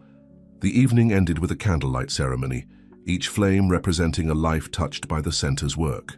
As the light spread through the crowd, Sarah realized that their work had created something far more powerful than a rehabilitation facility. They had built a place where hope was not just an emotion, but a tangible force, where healing touched, not just bodies but spirits, and where every ending was really just a new beginning. The Harrison Rehabilitation Center had become a beacon of hope, a testament to the power of belief, determination, and the right kind of support. But more than that, it had become a reminder that within every challenge lies the seed of possibility, and that with the right care, understanding, and community, those seeds could grow into something beautiful and enduring. 25 years had passed since that first transformative morning at the Harrison Mansion. The once imposing estate had evolved into an international symbol of hope and healing, its methods revolutionizing rehabilitation care worldwide. On this particular morning, Sarah Matthews stood in her office, now the executive director of Global Operations for the Harrison Foundation, preparing for a very special transition. Alexander Harrison, whose journey had sparked this global movement, was officially passing the leadership of the foundation to the next generation. But this wasn't a simple changing of the guard. It was a celebration of how far they'd come, and a vision of where they were headed. "Ready for the big announcement?" Alexander asked, entering her office with the same quiet confidence he'd developed over years of advocacy and leadership. His movement was fluid and natural, decades of dedication having transformed his once broken body into a testament to the power of possibility. "The real question is, are you ready to step back?" Sarah smiled, knowing how much of himself he had poured into their work. "Step back, yes. Stop? Never." His eyes twinkled with the familiar determination that had characterized their journey together. Besides, the foundation's future couldn't be in better hands. The main auditorium was filled to capacity. Representatives from their global network of rehabilitation centers joined via satellite, while the in-person audience included medical professionals, former patients, and families whose lives had been touched by their work. Victoria and Richard, now in their golden years but still actively involved in the Foundation's mission, sat in the front row, their faces glowing with pride. Alexander took the podium one last time as executive director. 25 years ago, he began, this journey started with a single act of belief, a nurse who refused to accept silence as final. Today that belief has grown into a global movement, touching millions of lives. But our work is far from over. He gestured to the young woman sitting beside Sarah, Maria Chen, Dr. Chen's daughter, and herself a pioneering researcher in rehabilitation medicine. The next chapter of our story begins today. Under Dr. Maria Chen's leadership, the Harrison Foundation will continue to push the boundaries of what's possible in rehabilitation care. Maria stood, her presence carrying the same quiet determination that had characterized her mentor's leadership. As a child, she had watched her mother work alongside Alexander and Sarah to develop the protocols that would revolutionize rehabilitation medicine. Now she would lead the foundation into its next phase of innovation and growth. Our mission remains unchanged, Maria addressed the audience, to bring hope, healing, and possibility to every person who needs it, regardless of their circumstances. But our methods will continue to evolve. embracing new technologies, and understanding while maintaining the human connection that makes our approach unique. The ceremony included virtual tours of their newest initiatives, sophisticated rehabilitation centers in previously underserved regions, mobile units bringing care to remote communities, and research facilities developing the next generation of adaptive technologies. But the most powerful moments came from the personal stories shared by those whose lives had been transformed by their work. A young doctor who had once been a patient in their pediatric ward, now running her own rehabilitation center. A former athlete who had discovered a new purpose as a therapeutic riding instructor. Countless others who had found not just healing, but purpose through their connection to the Harrison community. Victoria, who had transformed the role of family support in rehabilitation care, spoke about the continuation of her programs under new leadership. Richard shared plans for the next phase of Harrison Industries' medical technology development, ensuring their innovations would remain accessible to those who needed them most. As the ceremony drew to a close, Alexander returned to the podium. 25 years ago, I was trapped in silence, written off as a lost cause. Today, I stand before you not just as a success story, but as proof that with the right support, determination, and belief in possibilities, there are no final limitations. He turned to Sarah, his eyes filled with emotion. None of this would have existed without you. You saw possibility where others saw only limitations. You heard me when I couldn't speak. And together we built something that will continue helping others long after we're gone. The audience rose in a standing ovation, their applause echoing through the auditorium and across the satellite feeds to centers around the world. But for Sarah, the most powerful moment came later, in the quiet of the rose garden where their journey had begun. You know what makes me proudest? Alexander said, watching the sunset paint the sky in brilliant colors. It's not the buildings or the programs or even the millions of lives we've touched. It's knowing that what we started here will keep growing. Keep evolving, keep helping people find their way back to possibility. Sarah nodded, understanding completely. Their work had created something far more powerful than a rehabilitation center or a medical foundation. They had built a legacy of hope, a testament to the power of human potential, and a reminder that every ending was really just a new beginning. The evening air carried the scent of roses, the same roses that had witnessed Alexander's first steps toward recovery, now blooming alongside new varieties in gardens that stretched as far as the eye could see. Like the foundation itself, they had grown far beyond their original boundaries while staying true to their essence. As the stars began to appear in the darkening sky, Sarah reflected on the journey that had brought them here. From a single act of believing in possibility, they had created a movement that would continue touching lives for generations to come, and in the end, that was the greatest healing of all.